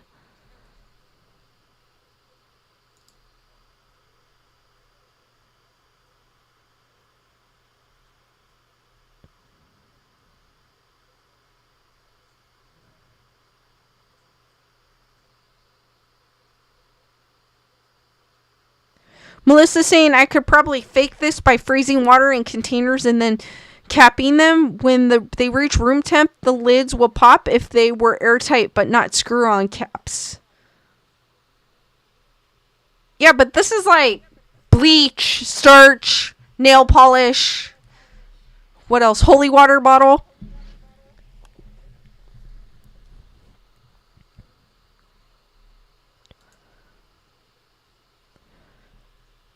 On February 20th,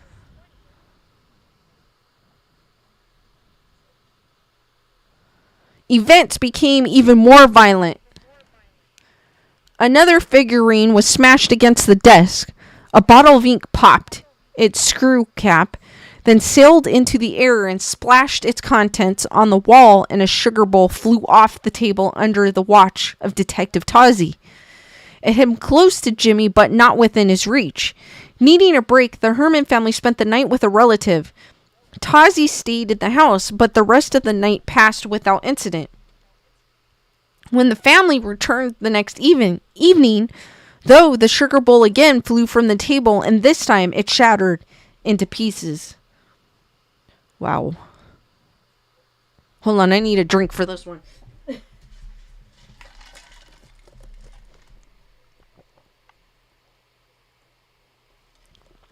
On February 24th, Tazi was startled to his feet by the sound of a loud noise from Jimmy's room.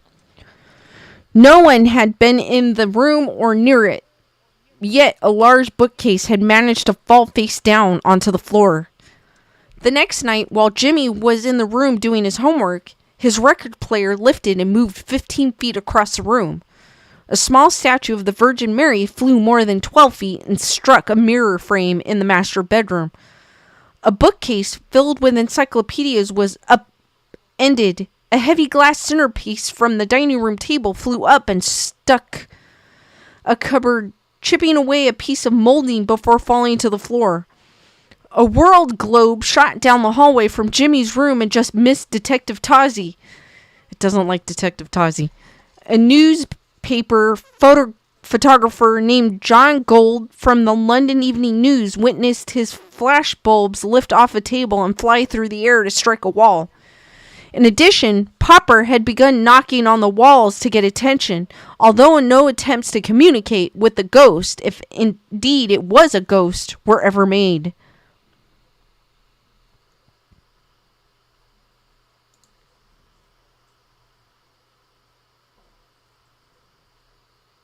Bernadette saying drink your water so you could bloom.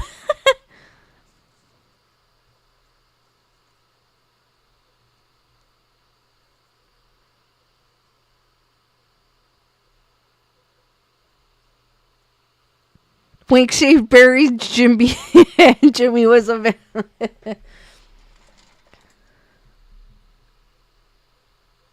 Tazi had become concerned about the new violence and the disruptions. Until that point, the activity had been limited to popping bottle tops. He explored every possible explanation that he could come up with, and while he was not prepared to say the house was haunted, he was all out of fresh ideas. About the same time, the staff of scientists at the Parapsychology Laboratory of Duke University, North Carolina, became interested in the events reported in the Herman home. This group of researchers, under the leadership of Dr. J.B. Ryan, had already compiled a mass of evidence that supported the idea that certain people, under the right circumstances, could influence the behavior of objects without touching them. They called it psychokinesis, or PK. As the disturbances at the home continued, and in fact increased, Dr. Ryan's assistant, Dr. J. Gaither Pratt, traveled to New York and arrived at the Herman home on February 26th. Pratt believed that someone in the house was unknowingly causing the strange incidents to occur. Meanwhile, other researchers came to believe that the incidents in the house were being caused by an actual ghost, a poltergeist, or nosy spirit. Noisy. I said nosy. These prankster ghosts traditionally targeted religious items, as the disturbances had done with the holy water in the Virgin Mary statue in the Herman home. On the other hand, strong evidence remained for the idea that there was a human component behind the haunting. It had been noted by the Duke researchers that an adolescent child, usually a girl, was almost always among the member of the household being plagued by poltergeist phenomenon. Kind of like the movie. They believed it was possible that this young person might be capable of psychokinesis during the height of puberty. In every case, though, the young person might be unaware that she or he was unconsciously causing the events to happen, making them as bewildered as the adults around them. In the case of the Herman house, Jimmy, according to Detective Tazi's notes, was at or near the scene of the poltergeist disturbances more than 75% of the time. For many incidents, he was the sole witness. However, the detective had cleared the boy of deliberately causing any of the disturbances. Like the others who came before him, Dr. Pratt was welcomed into the Herman residence and greeted warmly. Of course, because they want to know what's going on. If someone can help, you're gonna be like, yes, please help me. He explained that he had come as an observer, and he spent most of the time there chatting with Jimmy, playing cards with him, helping him with his homework, and generally just being around the young man. There was no sign of strangeness during the visit. Popper was absolutely quiet.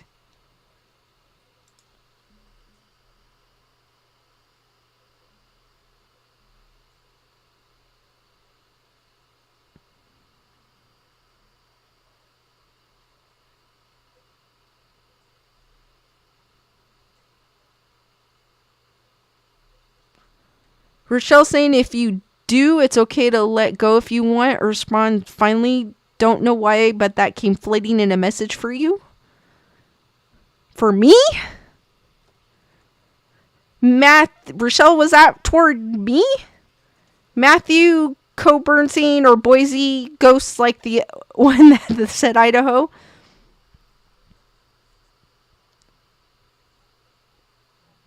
Matthew saying adults can cause a poltergeist too. Anyone with strong emotions or problems with their mind can. Huh. Pratt then summoned another colleague from North Carolina, William G. Roll. Together, they interviewed the family members and were convinced that none of them were perpetrating a hoax. The family was much too shaken for it to be a colossal hoax, Pratt told a United Press reporter. Pratt, things were, I already read the Pratt part, oh my gosh. Things were quite quiet for the next several days, as though the poltergeist did not want to perform for the scientists. Then on March 2nd, 1 month after Popper first arrived, he decided to make himself known again. How do they know it's a he? All the Hermans were in the house to witness what took place. First, a dish vaulted from a kitchen cabinet and shattered on the floor. Then a night table flipped over in Jimmy's room. Poppy, oh my gosh, Popper was back, and yet there was still no explanation as to who or what he was. 2 days later, a bowl of flowers slid down the dining room table and jumped into the air. A bookcase turned over end in the cellar. But this would not be Popper's farewell performance. That event would occur on March 10th, while Mrs. Herman, Jimmy, and Lucille were getting ready for bed. James Herman was away on business. Pratt and Roll suddenly heard a loud popping sound in the cellar, and they hurried downstairs to see what it was. They found that a bleach bottle sitting in a cardboard box had somehow lost its plastic lid.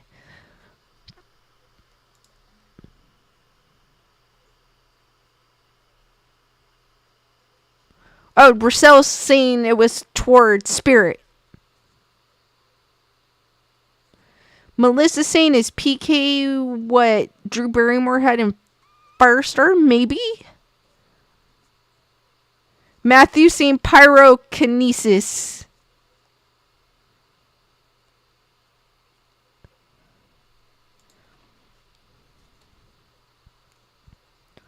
For reasons unknown, this became the last act of the Herman family poltergeist. There has been a record of 67 recorded disturbances between February 3rd and March 10th. The Hermans had been visited by detectives, building inspectors, electricians, plumbers, firemen, parapsychologists, and half of the nutcases on the East Coast, and yet none of them had been able to present a satisfactory explanation for what had occurred in their home. Weeks after the household returned to normal, experts still came to investigate and to theorize about what had taken place.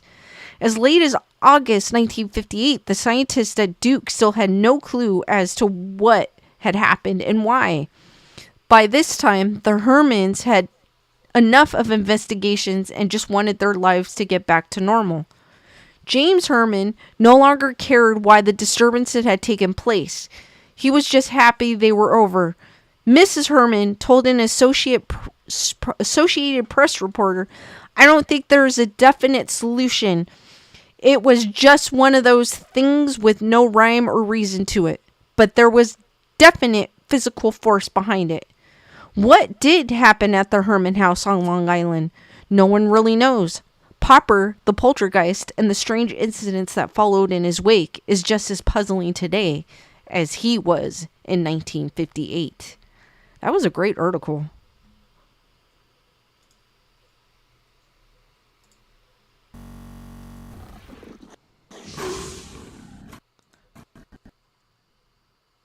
Matthew saying should have called Inspector Ghost Gadget. Diane saying, I don't think people were fabricating stories like that back then. They would have been considered crazy. Like, if that happened nowadays, people wouldn't be calling the cops.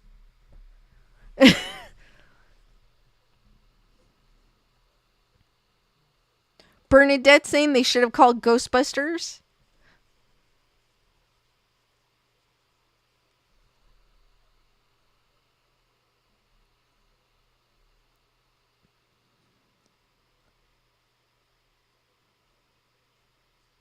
I guess the hauntings just suddenly stopped and they don't know why.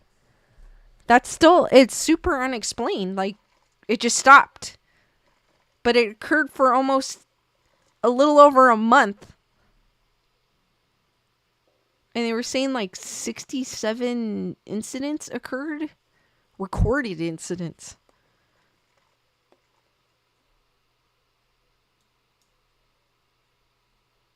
They were probably glad, like, oh my gosh. And they just wanted their life back.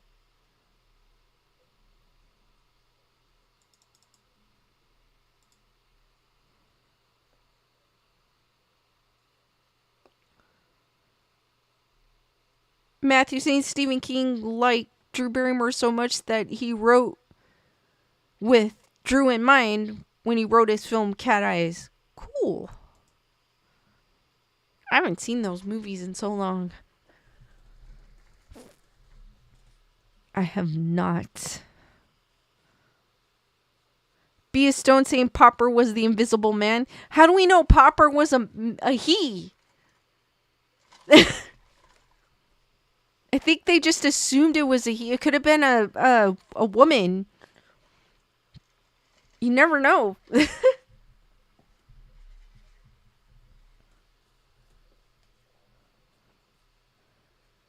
Melissa just gifted 10 memberships. Hearts for Melissa. Chantilly. D-Nice. Oh, there's a lot of people. NS55. Thank you, Melissa. You're awesome.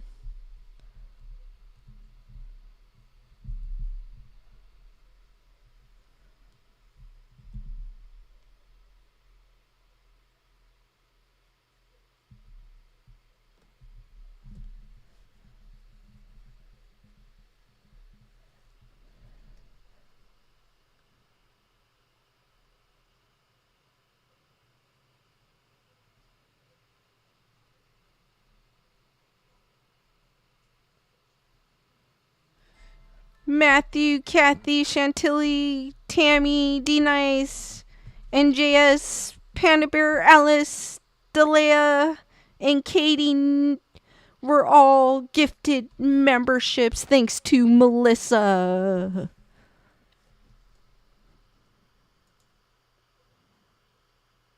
Welcome to the Wolf Pack, guys.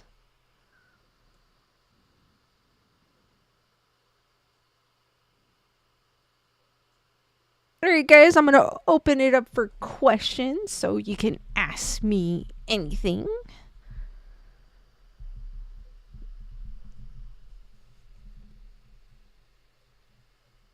Aileen has been a member for a month.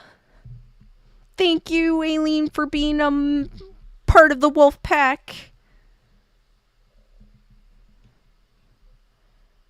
For 1 month.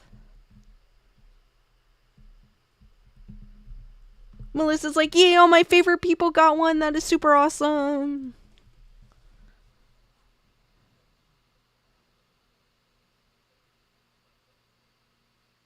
Everyone with their cute fox emojis because I couldn't find any wolf ones.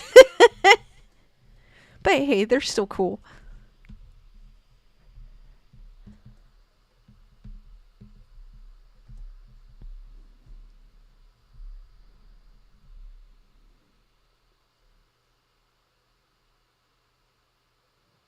Matthew's going, oh.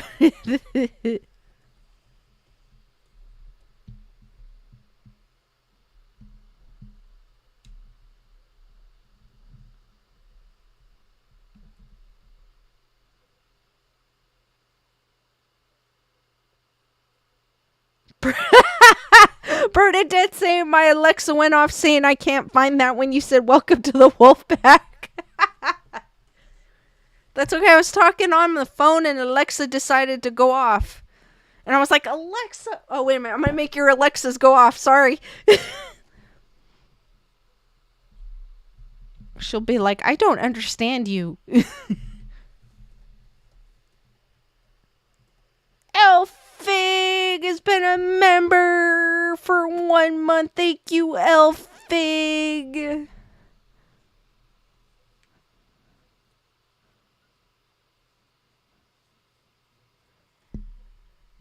I forgot if I say the A, she'll start talking to everybody that has one. Luckily, I don't have one in here.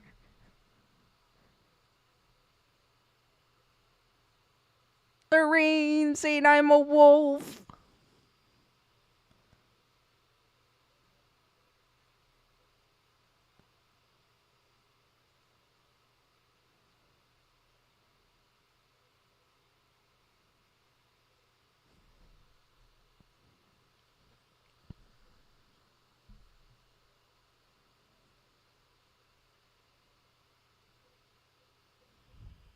Alright, guys, you have any questions? Diane saying noisy or nosy. I think they were true. May have been caused by energy within the house. Be a Stone saying, Lisa, do you have a Patreon? Yes, I do, actually.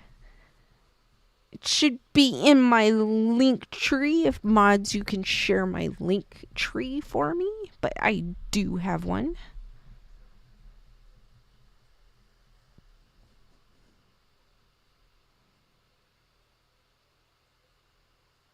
Bernadette, thank you for being a member for 1 month. I'm part of our beautiful wolf pack.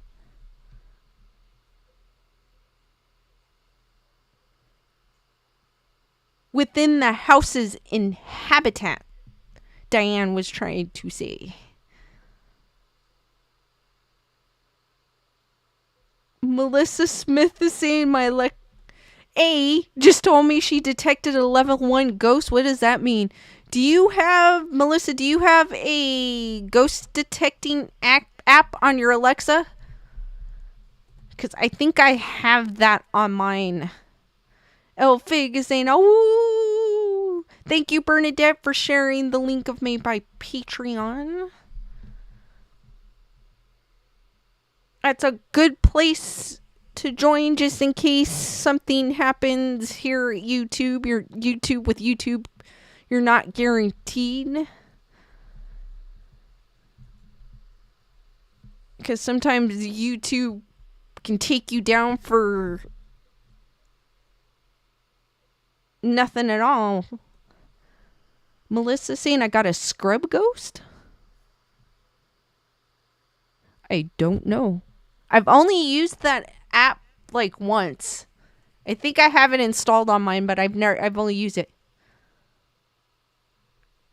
Melissa's saying yes, it's always said no ghost detected until tonight. Oh, that's weird. That's what mine says, and I'm like, yeah, I know.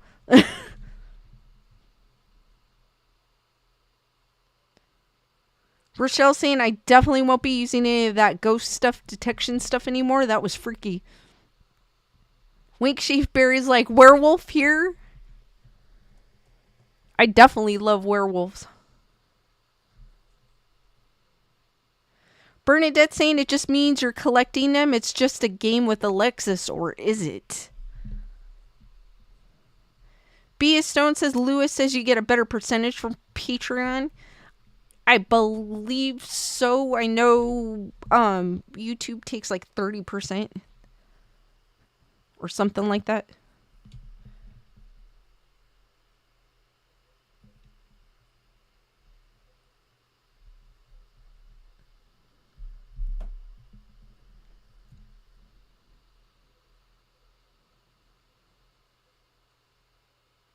And also, too, if something happens to my channel, you'll still be able to connect with me and know where to find me.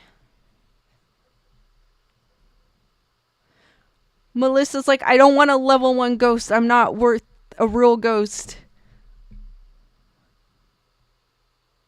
Matthew saying I don't have an A, just Google Assistant on my phone and my TV. I use my A as my alarm clock. Melissa, you could just always go in there and delete the app. If you go on your phone through the app,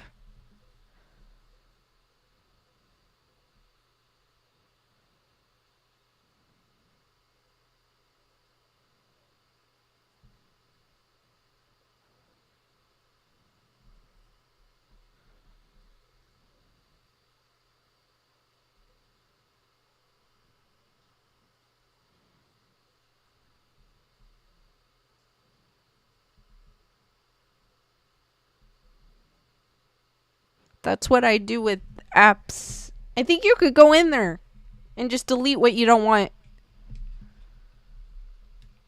I think I still have it installed, but I don't really use it. Guys, keep the questions coming. Do you have any questions to ask?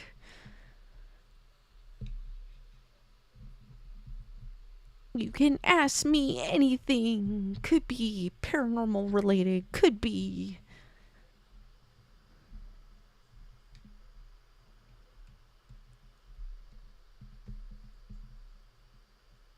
A is Melissa. A just senses. I don't want to say A because it's going to set everyone off. Lisa Boo, thank you.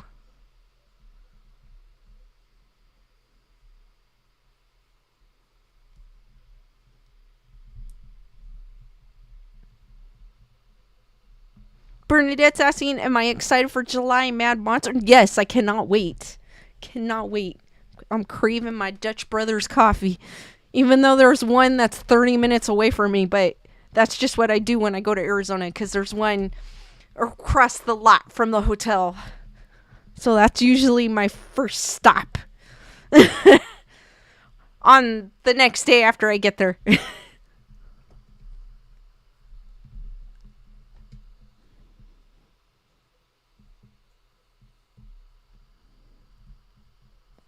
Teresa's asking, as I'm making fruit smoothies, what's your favorite fruit?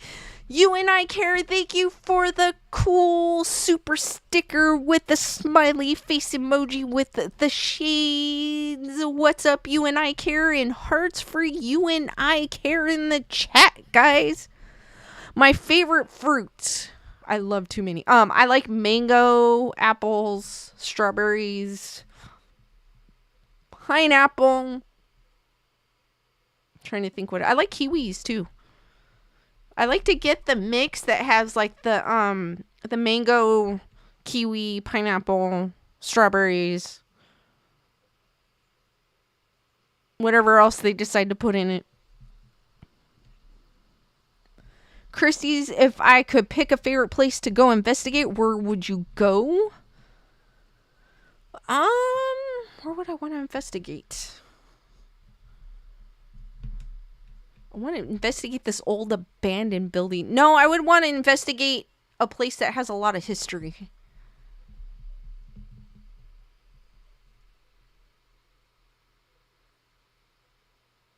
Maybe go to Virginia City in Nevada because I feel like that whole place is haunted. It's where the Washoe Club is too as well. So it'd be kind of cool to investigate there. Julius is saying that's the first time I saw you. You and Lisa were in Arizona and you walked to get coffee and then lunch for you and Lewis. Yes, I walked in 104-degree heat. Because the hotel, there's a hotel, there's like a stadium, and then there's like a shopping. No, the shopping, I think, is across the street from where the hotel is, but then there's like a little like place with food and like an outdoor mall, I guess you would say. Melissa Smith saying catacombs. Ooh, yeah, that'd be cool. Tyrana is saying, what's your favorite scary movie that you can watch over and over? Ooh, one of my favorite. Well, Friday the 13th. I could sit there and watch it. Well, Friday the 13th, Halloween, Hellraiser. What other ones do I like watching over and over again? Poltergeist. I can watch Poltergeist over and over again. The Omen. It's pretty much all the horror films I grew up with. The Shining is a little... That one probably not so much. But The Omen for sure. Nightmare on Elm Street.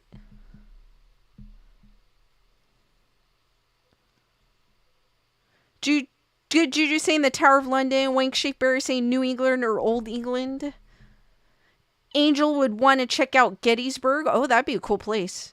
Be a Stone, Dracula's castle. Super cool. Christy's saying Honolulu Castle.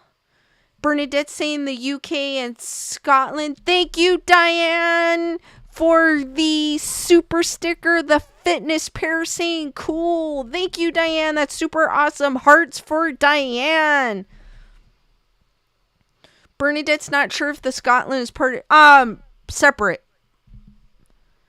Good Juju with Valley of the Kings. Good Juju saying I could watch alien movies. Rochelle with the cat in the boxes. Those are so cute. Matthew saying Christine, Maximum Overdrive, Fright Night, Jaws are a few I can watch a lot of. Christine, I love Christine too.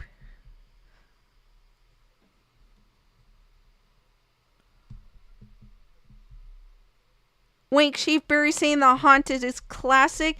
Tyranna, thank you for the super sticker with the fitness pair saying how's it going. Hearts for Tyranna. Thank you, Tyranna. That's super awesome.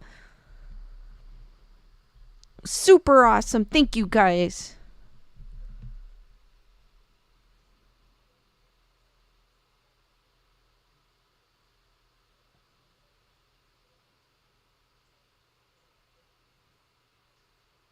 For sure, I like the cat emojis.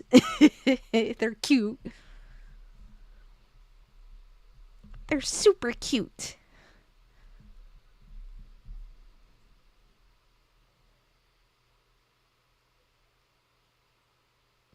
Good Juju loves Ripley's character. Definitely an awesome character.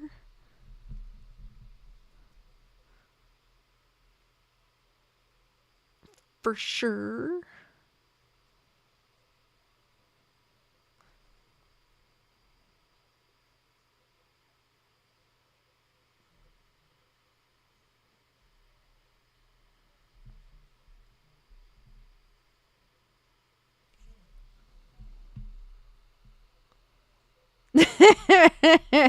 Rochelle says won't pull apart so heart. Still the same thing. Just people will be like heart.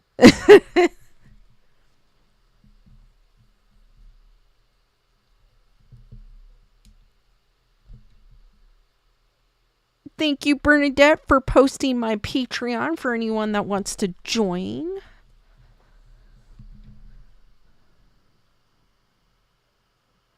Melissa saying, Lisa, what is your best thought or technique to fall asleep when it's just not happening? Well, what I have a white noise machine, which I have to have on. And then I have like a weighted eye mat, like a sleep mask that I put on. And I have a weighted blanket. And I have to have all of those and just relax for me to fall asleep, because my hurt sometimes when I go to bed and then my mind wants to wander too sometimes. I'll go to bed and my heart will be beating out of the chest just out of nowhere. Or I'll be thinking about something and I'm like, oh, I need to research this, or oh, what's this? And then my mind keeps wanting to go. But when I put that weighted blanket on, oh my gosh, that does wonders. Wink Shapeberry. And I take ashwagandha as well. Wink Sheafberry, have you seen Don't Look Now? No, I have not. I will have to look that one up.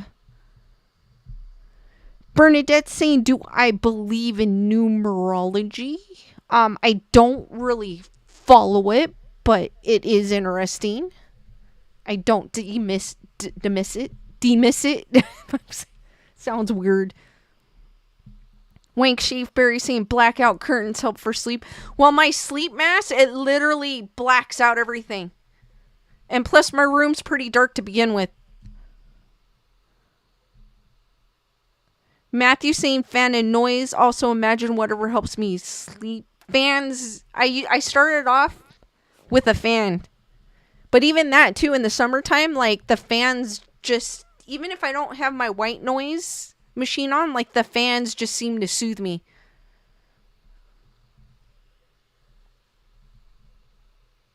And then also too, kind of decompressing right before you go to bed. Like they say to turn off your phone, like to set your phones aside and kind of decompress from that. That helps. Sometimes that helps me. Diane saying, "Do you and Lewis have another outing together soon? Love you guys together." We'll be going to EDC in Las Vegas, and it's 2 weeks away. I'm not sure how good the signal will be there, or if we can stream or whatever. But I may bring my GoPro and make a little video. Rochelle saying, "I love mushroom powder in my coffee." I've been wanting to try the mushroom coffee. I heard it's good for you.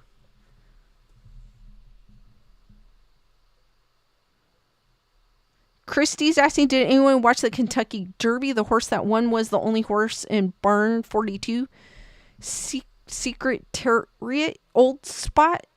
No, I did not.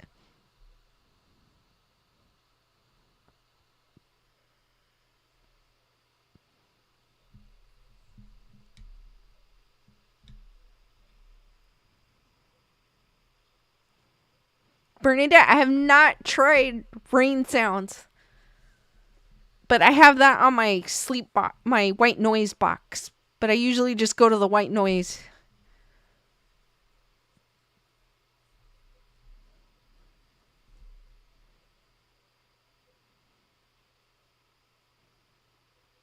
And I also have a sleep mask that has Bluetooth, and I can have the white noise through the sleep mask, and it blocks everything.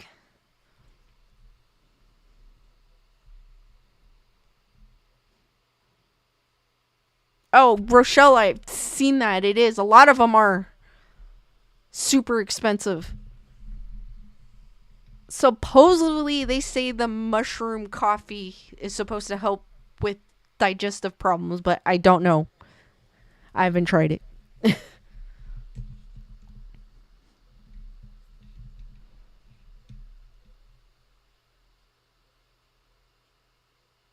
Wink, she's berry saying green tea or chamomile tea.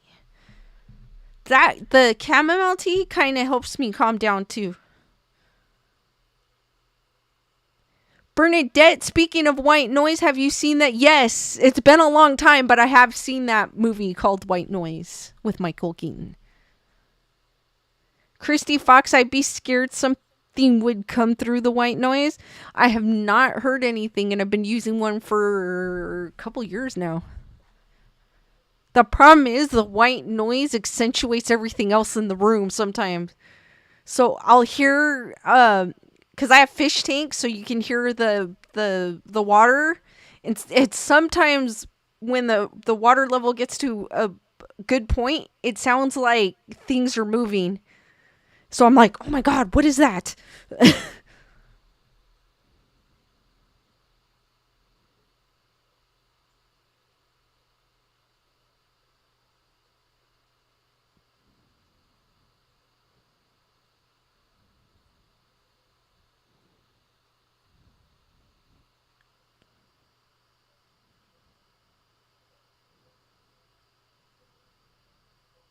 Good juju. I always fall asleep watching a movie or shows.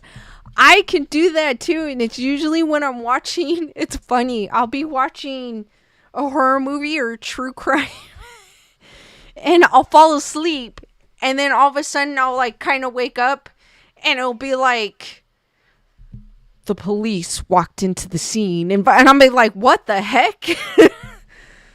Or she bludgeoned, or you know what I mean? Like, would it be some gruesome thing that they're describing when I wake up? It's hilarious.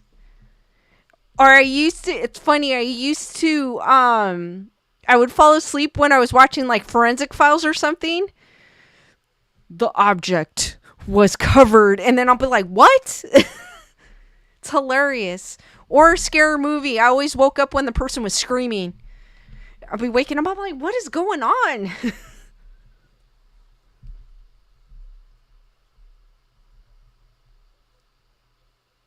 Rochelle saying that the mushroom does help, but you just have to take it consistently. I may have to try it. The mushroom powder. Wink Shapeberry likes rain sounds, always relaxes me. When I had a window by my bed, I love the sound of rain too. But now my bed's not so close to the window, so I can't really hear it. Melissa's like, rain sounds once make me pee.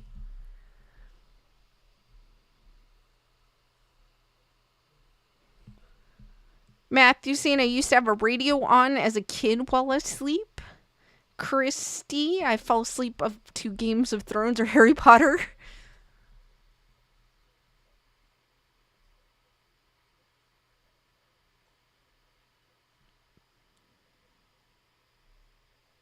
Angel's asking if I liked Hereditary. That movie messed me up. Hereditary, when I found out what it was at the end, because it was like, I called those type of movies a mind F, because it F's your mind up. But when I found out what it was, I was like, that's it. So it's kind of, for me, it kind of disappointed me. Because at the end, I was like, that was all it was, really? Diane saying, I really like visiting the old ghost towns of Utah and Colorado around you. Oh, that's so cool. Good juju. I fall asleep a lot to Walking Dead. Tells a lot about the Walking. I stopped watching after The Governor. I watched a little bit with Vegan Negan. And then I stopped watching. Julissa, you can fall asleep to snoring? I cannot sleep when someone's snoring. Bernadette, go-to movie to sleep is Silent Hill. I think I would still try to watch Silent Hill. Tyran is asking if I watched The Cell with Jennifer Lopez. I think I have years ago. I just don't remember it. I think I have. Because I like Jennifer Lopez. She's coming out in a new Netflix movie. I think it comes out on the 12th. I forgot the name of it.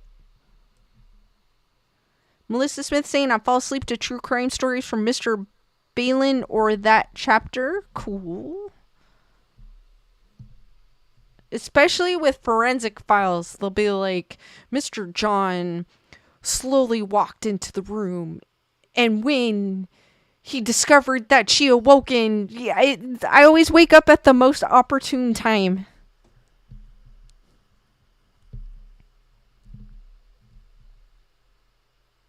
Melissa saying I like her best in Enough. I like that movie. Rochelle saying Walking Dead was ruining I didn't even watch the end of it. I didn't care about the end of it.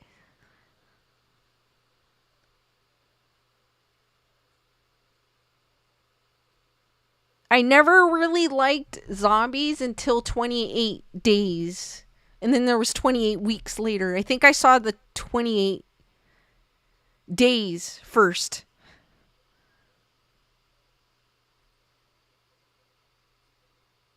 Rochelle's like, I felt like falling asleep to waves, music, or rainfall is the best.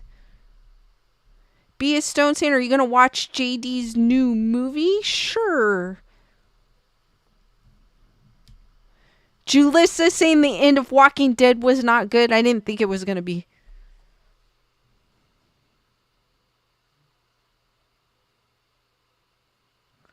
Bernadette saying, I watched a doc last night about Jack the Ripper. I love those kind of docs. So do I. I like watching about, yeah, I do. Angel stopped watching after Rick left. Nerd Report is still in the house. Matthew saying Icons of Fright in LA has Walking Dead and other horror and sci-fi movies and shows. Isn't there supposed to be like a spin-off show that they're doing for The Walking Dead?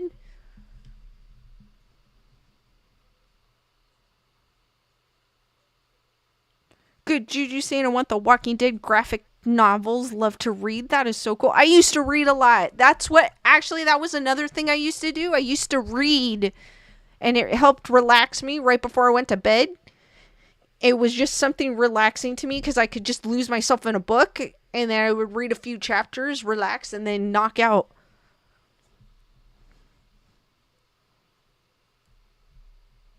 Used to read for like an hour before I went to bed, and then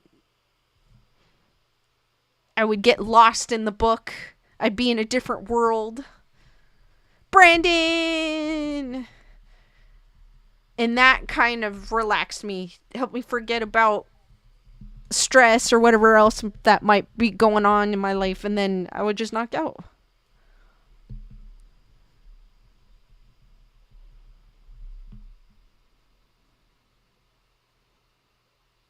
Ulysses went on a Jack the Ripper night walking tour in 1997. That sounds cool. Good Juju saying Rick and Michonne are supposed to be coming back. Wink Schaefberry left when Andrew Lincoln left.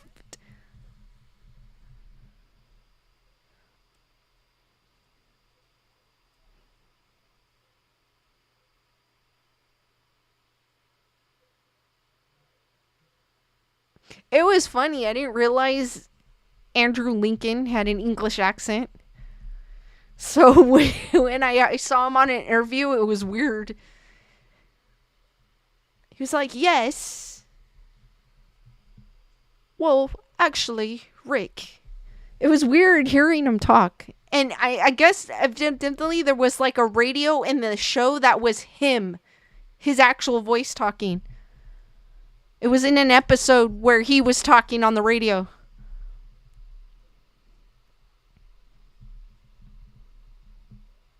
Bernadette didn't like The Walking Dead.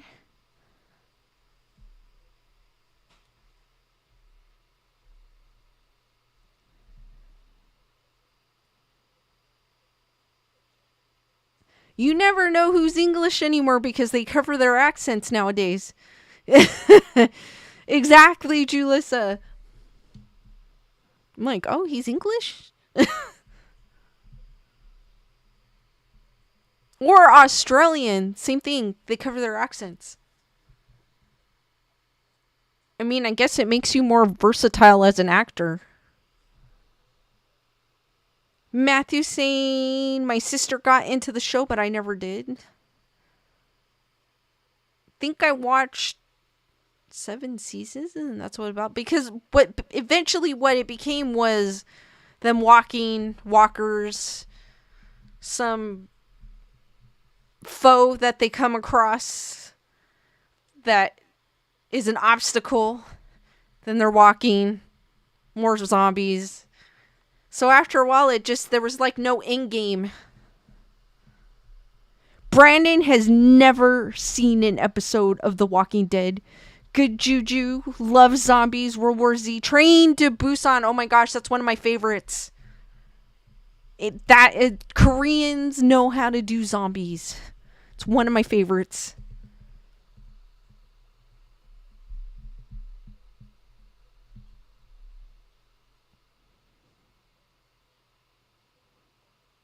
Yes, they do. Sometimes, Matthew, though, you can kind of tell. Because sometimes even when they're singing, you can kind of tell if you listen closely. Because some singers do kind of have their accent in there. Not always, but some of them do.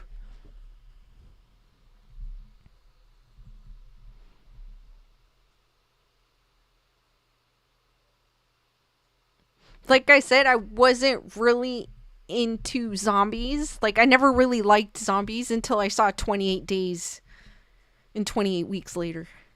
And then Train to Busan. Oh my gosh. If you guys haven't seen that one, you have to use subtitles, unfortunately, because it is a Korean film, but it's awesome.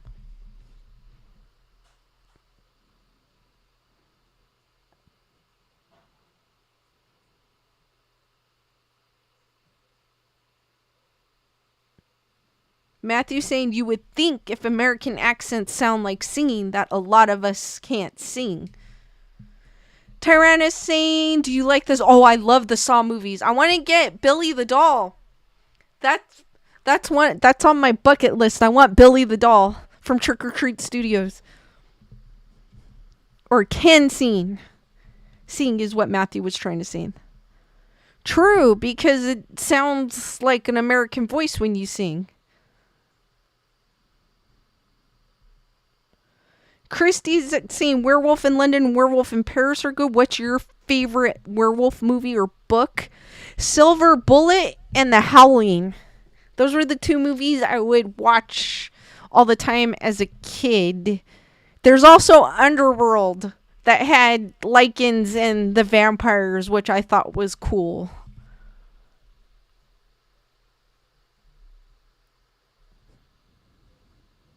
Diane saying I fall asleep to movies and start having dreams where I'm involved with characters. Wink, Schaefer saying Americans do English accents as well. Yes, we do.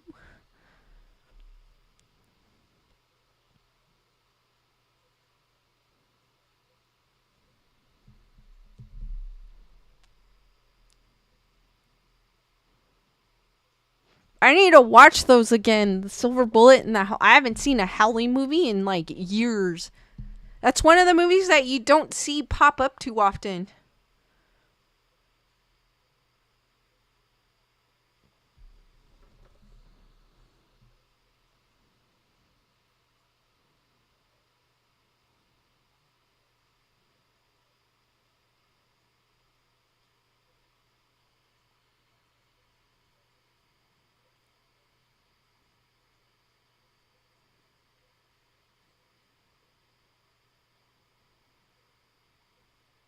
Teresa saying Train to Busan is dubbed on either Tubi, Pluto, or Plex. Just watched it for the second time last week. Matthew saying Silver Bullet Icons of Freight also has her outfit from Underworld. Oh, that's so cool.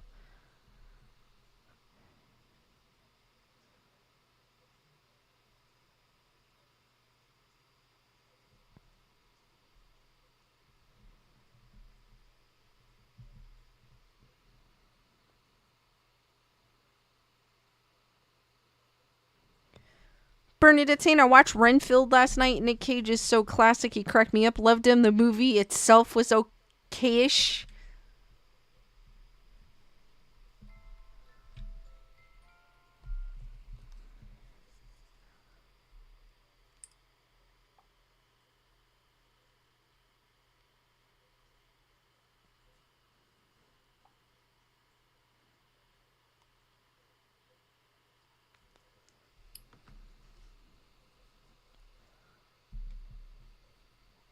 Teresa saying first. Usually when I watch, because I'm half Korean, I always watch it with the subtitles. I like hearing the language. I'm not fluent in Korean, unfortunately. I guess apparently I used to be. And then all of a sudden I stopped talking and my mom got scared, so she started talking to me in English. But apparently I used to speak fluently when I was younger.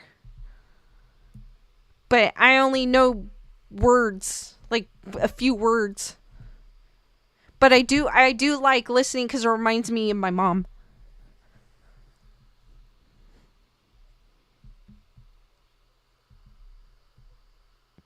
Good Jujubee, Lisa, have you seen World War Z? Yes, I have. I have. I liked the movie. Wasn't one of my favorites, but I did like it.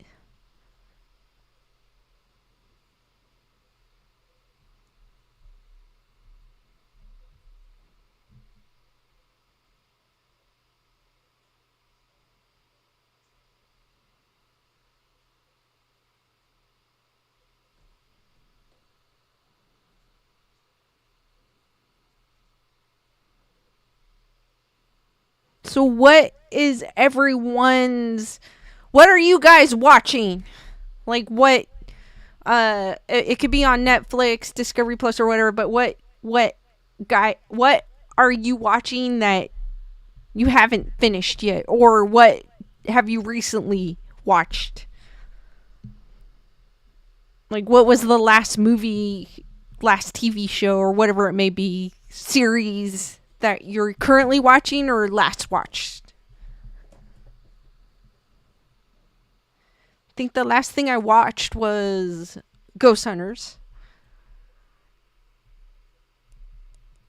Finished 90 Day Fiance because I guess a new one ever comes Sunday. I just like watching the different cultures, I guess. I don't know. And them complaining about their partner. And I'm like, well, it's their culture. What do you get? Melissa Smith, Unstable with Rob Lowe.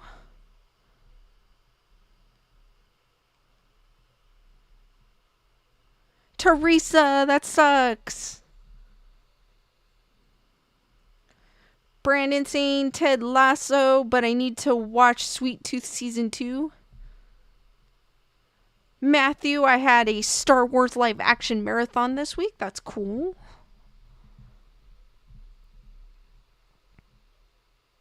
I'm trying to think of what else I watched. Sometimes I'll go over to Netflix and I'll bounce off of what's there. And I saw like they had a spin-off to Bridgerton because I like that. I like some of those teeny bopper shows, and I started watching it today. Teresa's saying the last movie watch, we have to do something. Bernadette, I love Ghost TV series, catching up on it. You and I Care was Obi-Wan. Brandon also needs to watch the last season of Working Moms. I need to finish You. I'm still like in the middle of it because what happens is I'll start watching it. And I'm like, oh, Ghost Hunters. Oh, there's this true crime thing. Like, I'll find something. Matthew missed it. I actually was catching up on Thursday and I caught it because I only watched part of the last one. Not last Thursday's, but the previous week one. And then I was able to get... Bernadette loves Bridgerton. Well, there's a prequel about Queen Charlotte that just dropped on... Well, I don't know when it dropped. I just noticed on Netflix and I started watching it today. I'll probably finish watching it after the stream. Melissa saying I miss Weeds and Breaking Bad. Good Juju saying Ghost and Mrs. Murr, Laura, Art, and Old Lace. Christy Fox's Love and Death on HBO Max about Candy Montgomery and Ghost Adventures. Cool. Wink Shapeberry's Ghost Hunters Annoy Me.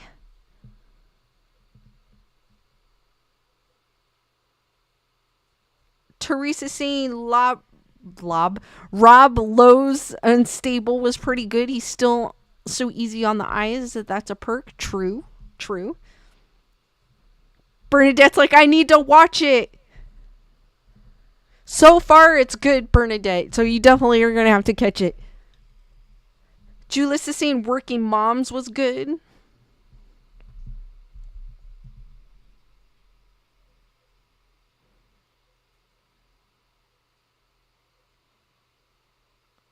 Good Juju, I'm showing my age level. Nothing wrong with that. Super cool.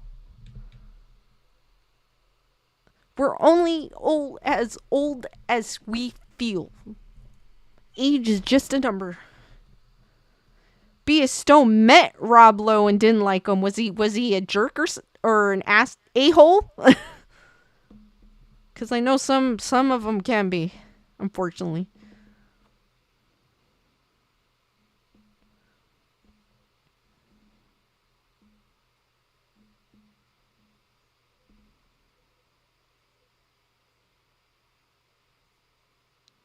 Teresa's like, I forgot. I just watched that Nicolas Cage movie about the parents. I think I know which one you're talking about, but I don't remember the name. B. Stone says, rude. Yes.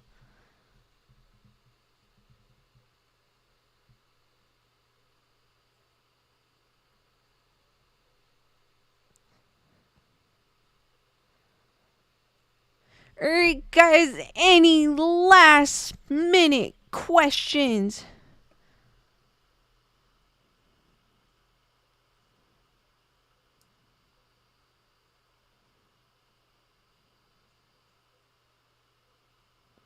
Brandon saying, I saw a new season of It's Always Sunny in Philadelphia is coming soon. Danny DeVito is awesome. Wink Shafe Berry saying, Ghost Hunters have the hierarchy which they impress on everyone. Melissa's saying, but rude in a sexy way. Bia Stone's like, no, just rude.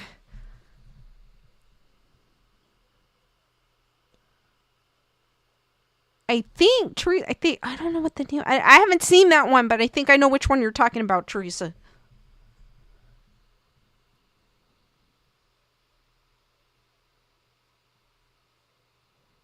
Good Juju saying I grew up on Vincent Price, Shirley Temple, and the Three Stooges. I grew up on the Three Stooges too. And Vincent Price. I did watch Shirley Temple.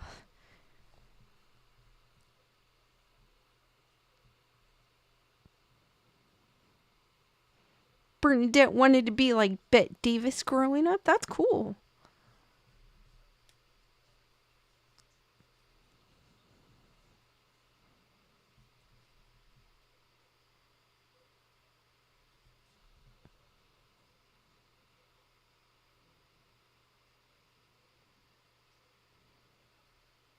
Alright, guys.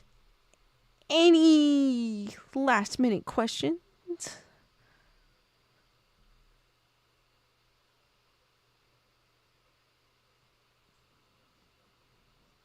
Can ask me anything.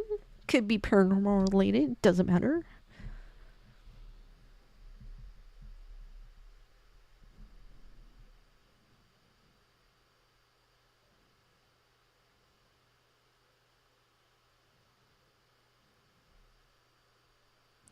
Brandon saying Bernadette is cooler than Bette Davis. Wink Shave Berry saying Vincent Price. Yeah, I know Vincent Price was the best.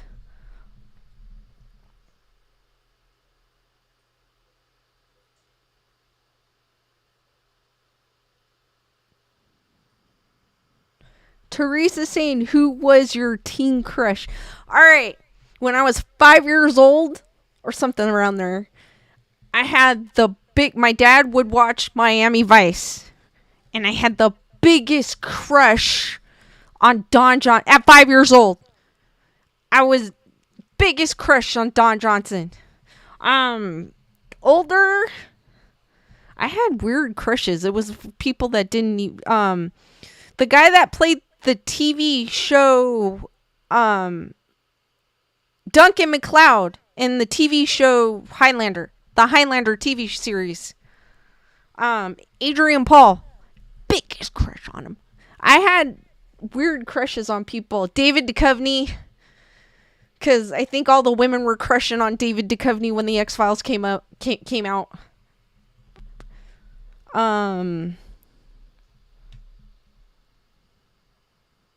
to think of who else. I know David because I was so obsessed with the X-Files, so it was David Duchovny for sure. In my teens. Adrian Paul was before him. Charlie Sheen, had a crush on him for a bit. Trying to think. Yeah, I think that was about it when I was a teen. Bernadette saying my huge crush at 7 years old was Michael Keaton, and it still is today. He's not that bad looking for his age. Good Juju's crush was Elvis. Wink Shapeberries, I liked him too, Highlander. Good Juju saying Michael Jackson Thrill. Oh, I love that music video. I actually got to see it on because they were playing it at the Chinese theater, so I got to see Thriller on the big screen. It was so cool. Thank you, Elfig. Christy Fox is saying Luke Perry. Teresa's like, oh yes, Mulder. Brandon is saying, if you could make a horror film, would it be a slasher supernatural film? It would definitely be about ghosts. Wink Schaefer in a straight way. No, like even if you don't think of him, that he was a cool Highlander, super cool Highlander. I think now he teaches people how to handle swords because I found him on Facebook. Be a Stone saying Rod Stewart. He's still rocking. I think he's gonna be doing a show in Vegas because I would see the ads when we were there. Teresa Brick Springfield as a tween. And she's like, well, never mind. Still now. I still like him. Still crushing.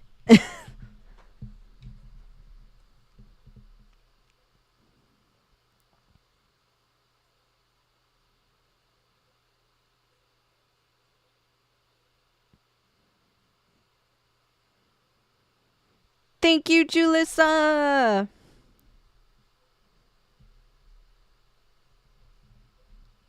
Christy's like, of course, Johnny Depp. Good Jude Gerard Butler. I think Lewis met Gerard Butler and he was kind of a hole.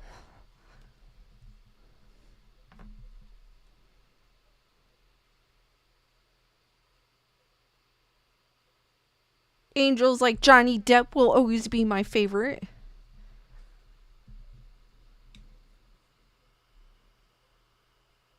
Brandon's like, I had no idea Dakota Johnson was Don Johnson's daughter. I knew, but I don't see a resemblance.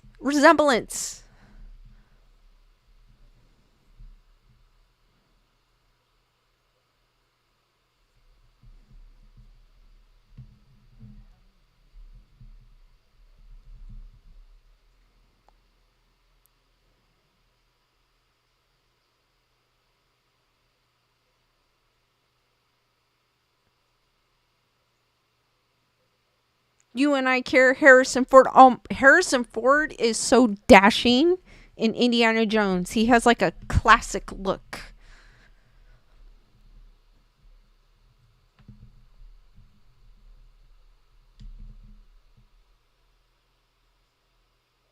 Because my favorite movie is Indiana Jones and the Temple of Doom. And he looks so dashing in that film.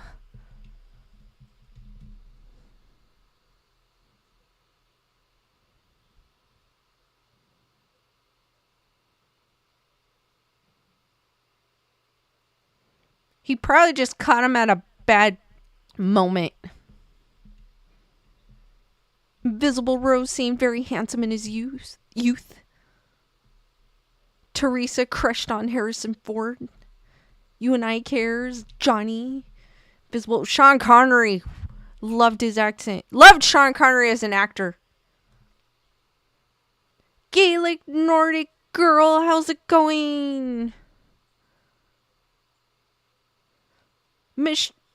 So, what's the amazing news? Christy's like Leonardo DiCaprio. Be a Stone like the Ultimate Warrior. That's cool. Diane just watched Conspiracy with Mel Gibson and Julia Roberts. Pretty cool. Invisible Rose is saying Steve McQueen was very dashing. Yeah, he was.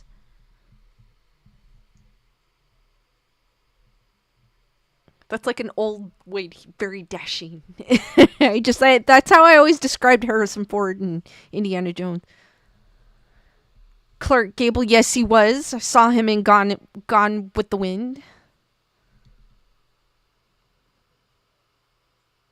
Yay! Congrats, Gaelic Nordic girl, on your pregnancy with your third child. That is super awesome.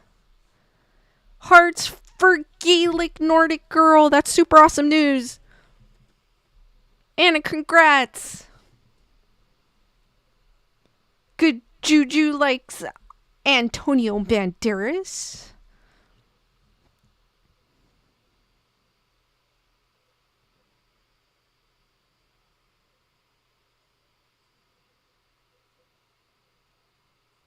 Tirana, I've never seen that movie, Cry Baby with JD, with Johnny Depp.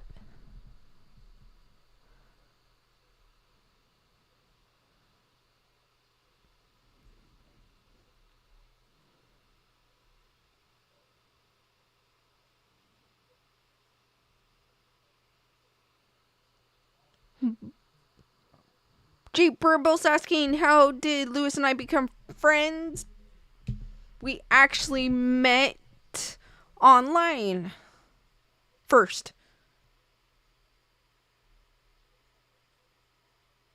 Melissa saying William Shatner, but not in his youth in the Priceline commercials. Some people, they look better older.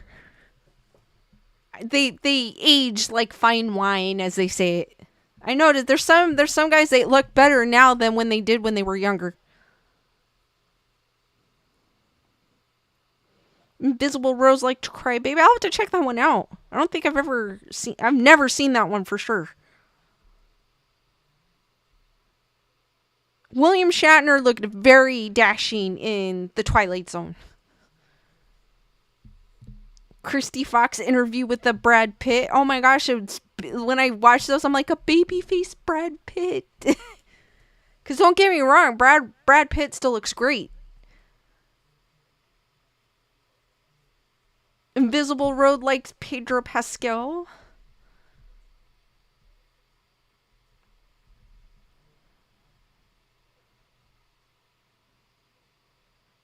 Beef Stone saying there's so many good looking guys, could have one for every day of the year. Bernadette likes Nick Cage. I can't like Nick Cage. We have the same birthday. He's my birthday twin. I can't.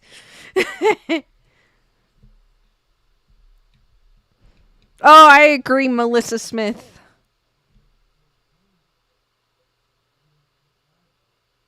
Wink Shapeberry saying I saw the William Shatner episode.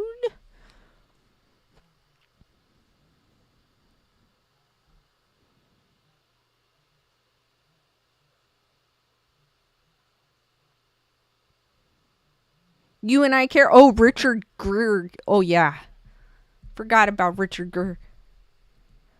Gere.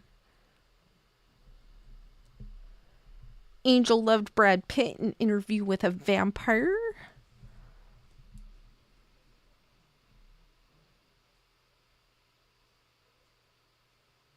Any last minute question, guys? I'll probably stay on for a few more minutes.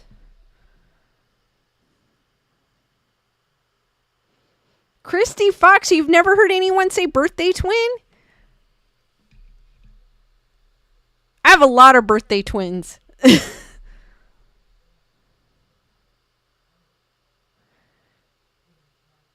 Matthew would say like a lot of girls from TV shows and movies back in the 80s and 90s. Melissa loved Norman Reedus. I like, oh, you know what? Norman Reedus too. He's kind of a birthday twin to me. He's the day before birthday twin. Same sign.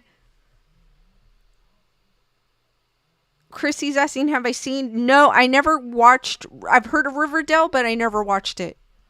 I couldn't get into it.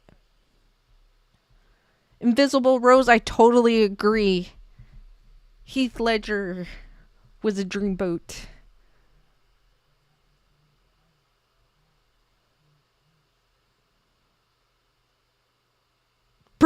Bernadette thinks of Puss in Boots every time she hears Antonio Banderas.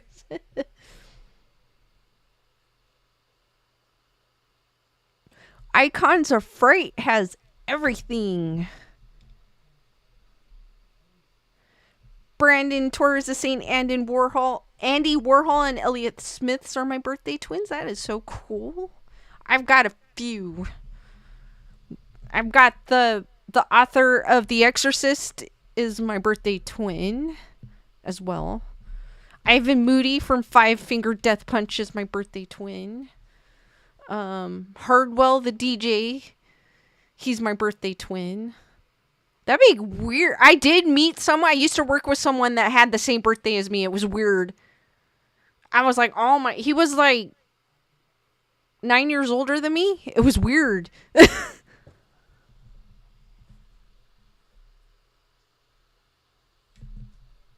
trying to think who else. Birthday twin. Oh, Lauren Cohen. She played Maggie on The Walking Dead. Birthday twin.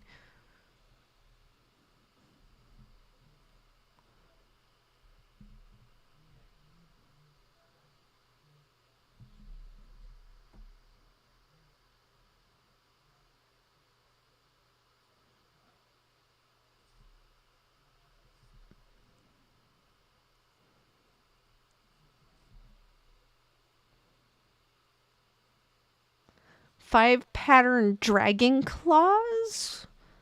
Wink Sheafberry says. Allison says Liam from Critical Role is my birthday twin, and Laura shares our birthday different year. Cool. That's weird, Brandon. The first A dropped in Japan on my. Oh, that's weird. Christy, that is super cool.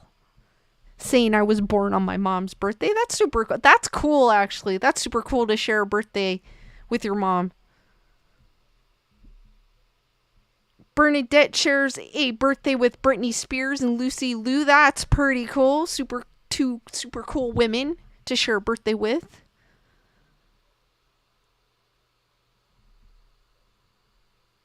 Wink Schaefer saying a great 5 pattern of dragon claw. I don't think I've ever seen that one. Wink Schaefer saying it's a great martial arts movie, and I like martial arts movies. You and I care saying Michael Bolton is the birthday twin. My daughter was born the day after my birthday, and hers. Oh, that's super cool. And hers is Elizabeth Taylor. Allison, I was born on my aunt's birthday. My daughter was born on my mom's, and my son was born on my ex. That's cool. That is super cool.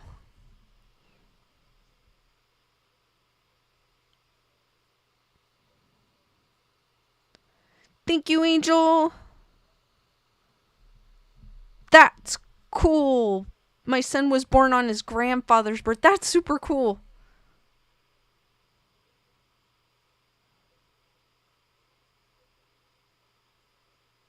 Yeah, Christy, I can imagine. It's cool. Like, I mean, now that you're older, you kind of saying, oh, that's super cool, but I get it. When you're growing up and you like share a birthday with someone, that kind of sucks in a way, but the older you get now, you're like, oh, this is cool. Melissa saying Jonah Hill's my birthday twin. That's cool. Diane Keaton, Audrey Hepburn is my all-time favorite.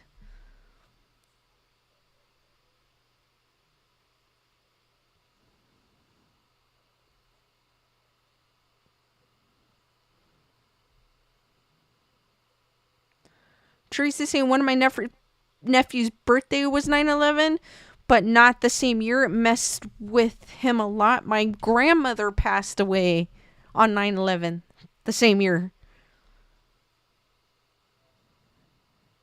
Bernadette's asking me, do you like cake for your birthday? I like pie for mine. Either one. I usually have cake, though, but I wouldn't mind pie.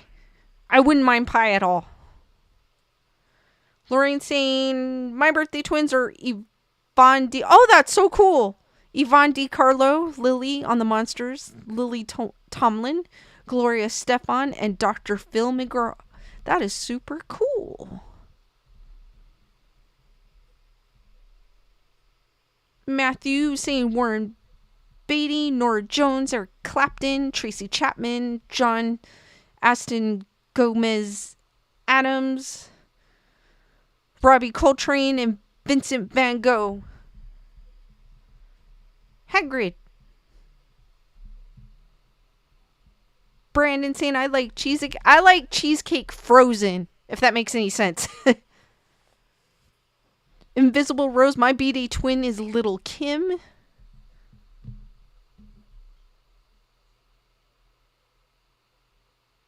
Melissa Smith has the same birthday as Dr. Pimple Popper.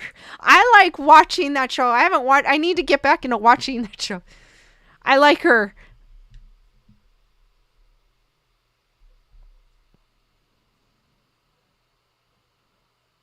No, I've never seen Audrey Hepburn in After Dark.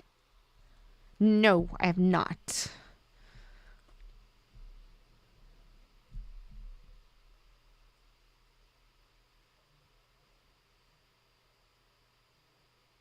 Or like, it's probably because I like cheesecake super cold.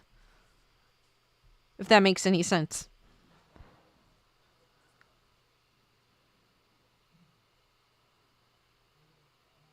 Allison saying my ex-husband's, my daughter's, and my son's birthday are all within 3 weeks of each other, so I get sick of cake and my birthday. The second of the birthdays, I prefer Rice Krispie treats. I can imagine.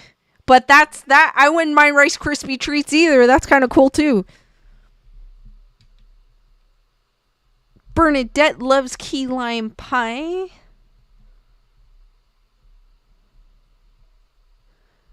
Matthew saying I have Piers Morgan and Funny Stuff has Sharon Osbourne. That's cool.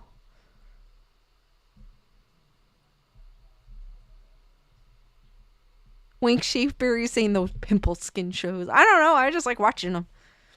Right now we have this clogged pore that we are going to extract. No, I'm just kidding.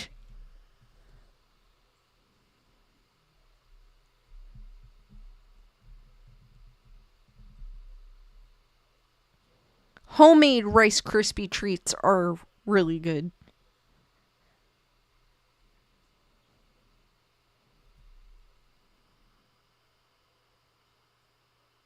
Teresa's asking, did I know if Picasso was alive until 1972? I always thought he was way back in the past. So kind of a trivia more than a Chris. No, I did not. That's weird. I thinking of Picasso, I would thinking the same thing, to be honest with you too. That is crazy.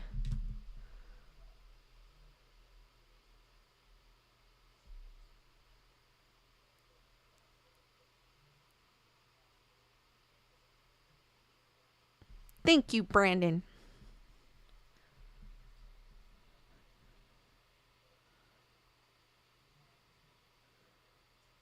Diane saying Dakota. Dakota looks so much like Dawn, doesn't look anything like Mel. I don't see a resemblance at all.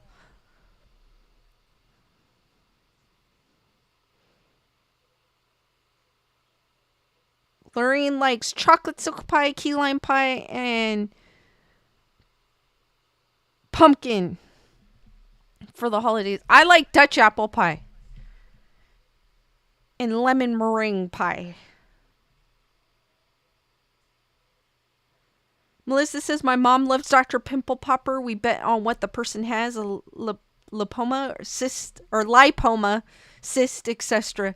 I haven't watched her in a while. I need to get back. I just found her by accident one day and I just started watching.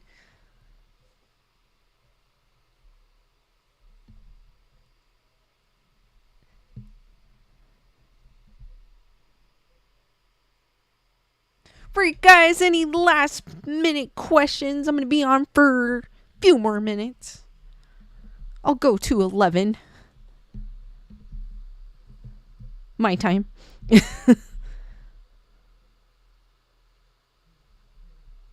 And I shouldn't play with the cable because it's pushing up against the mic. Wow, that's a long time. Bernadette saying Picasso was born in 1888 and passed in 73. That was a long life, and especially back then because a lot of people didn't live past 20 in some cases. Wink, Sheafberry saying lemon meringue is nice. Matthew likes cake on his B-Day, but I like chocolate pie. My taste buds don't like cooked fruit, so not into most pies. Vegetables, on the other hand, I do. Cool.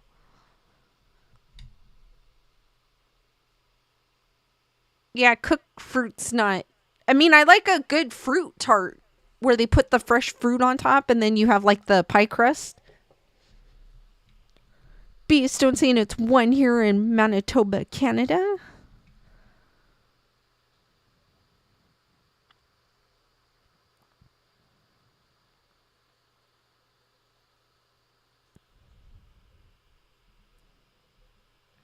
Oh, Bernadette saying 1881. Whoa. Yeah, but considering a lot of people didn't make it past, a lot of people back then died young, passed away young.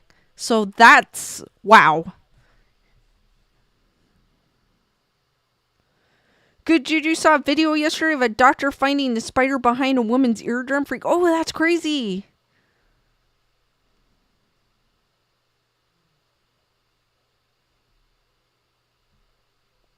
Jen Decker saying lemon. Anything here.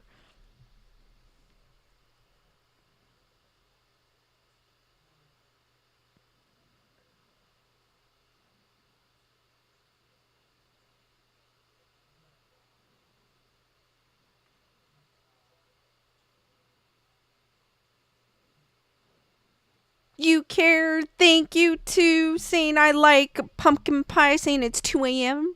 Nerd Report still in the house.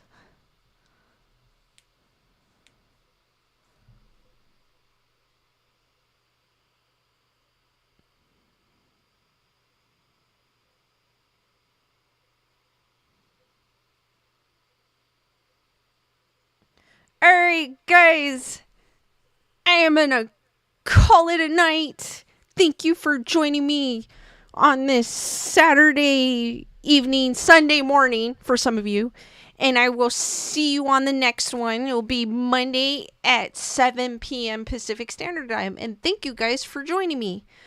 Good night, everyone, and I'll see you on the next one.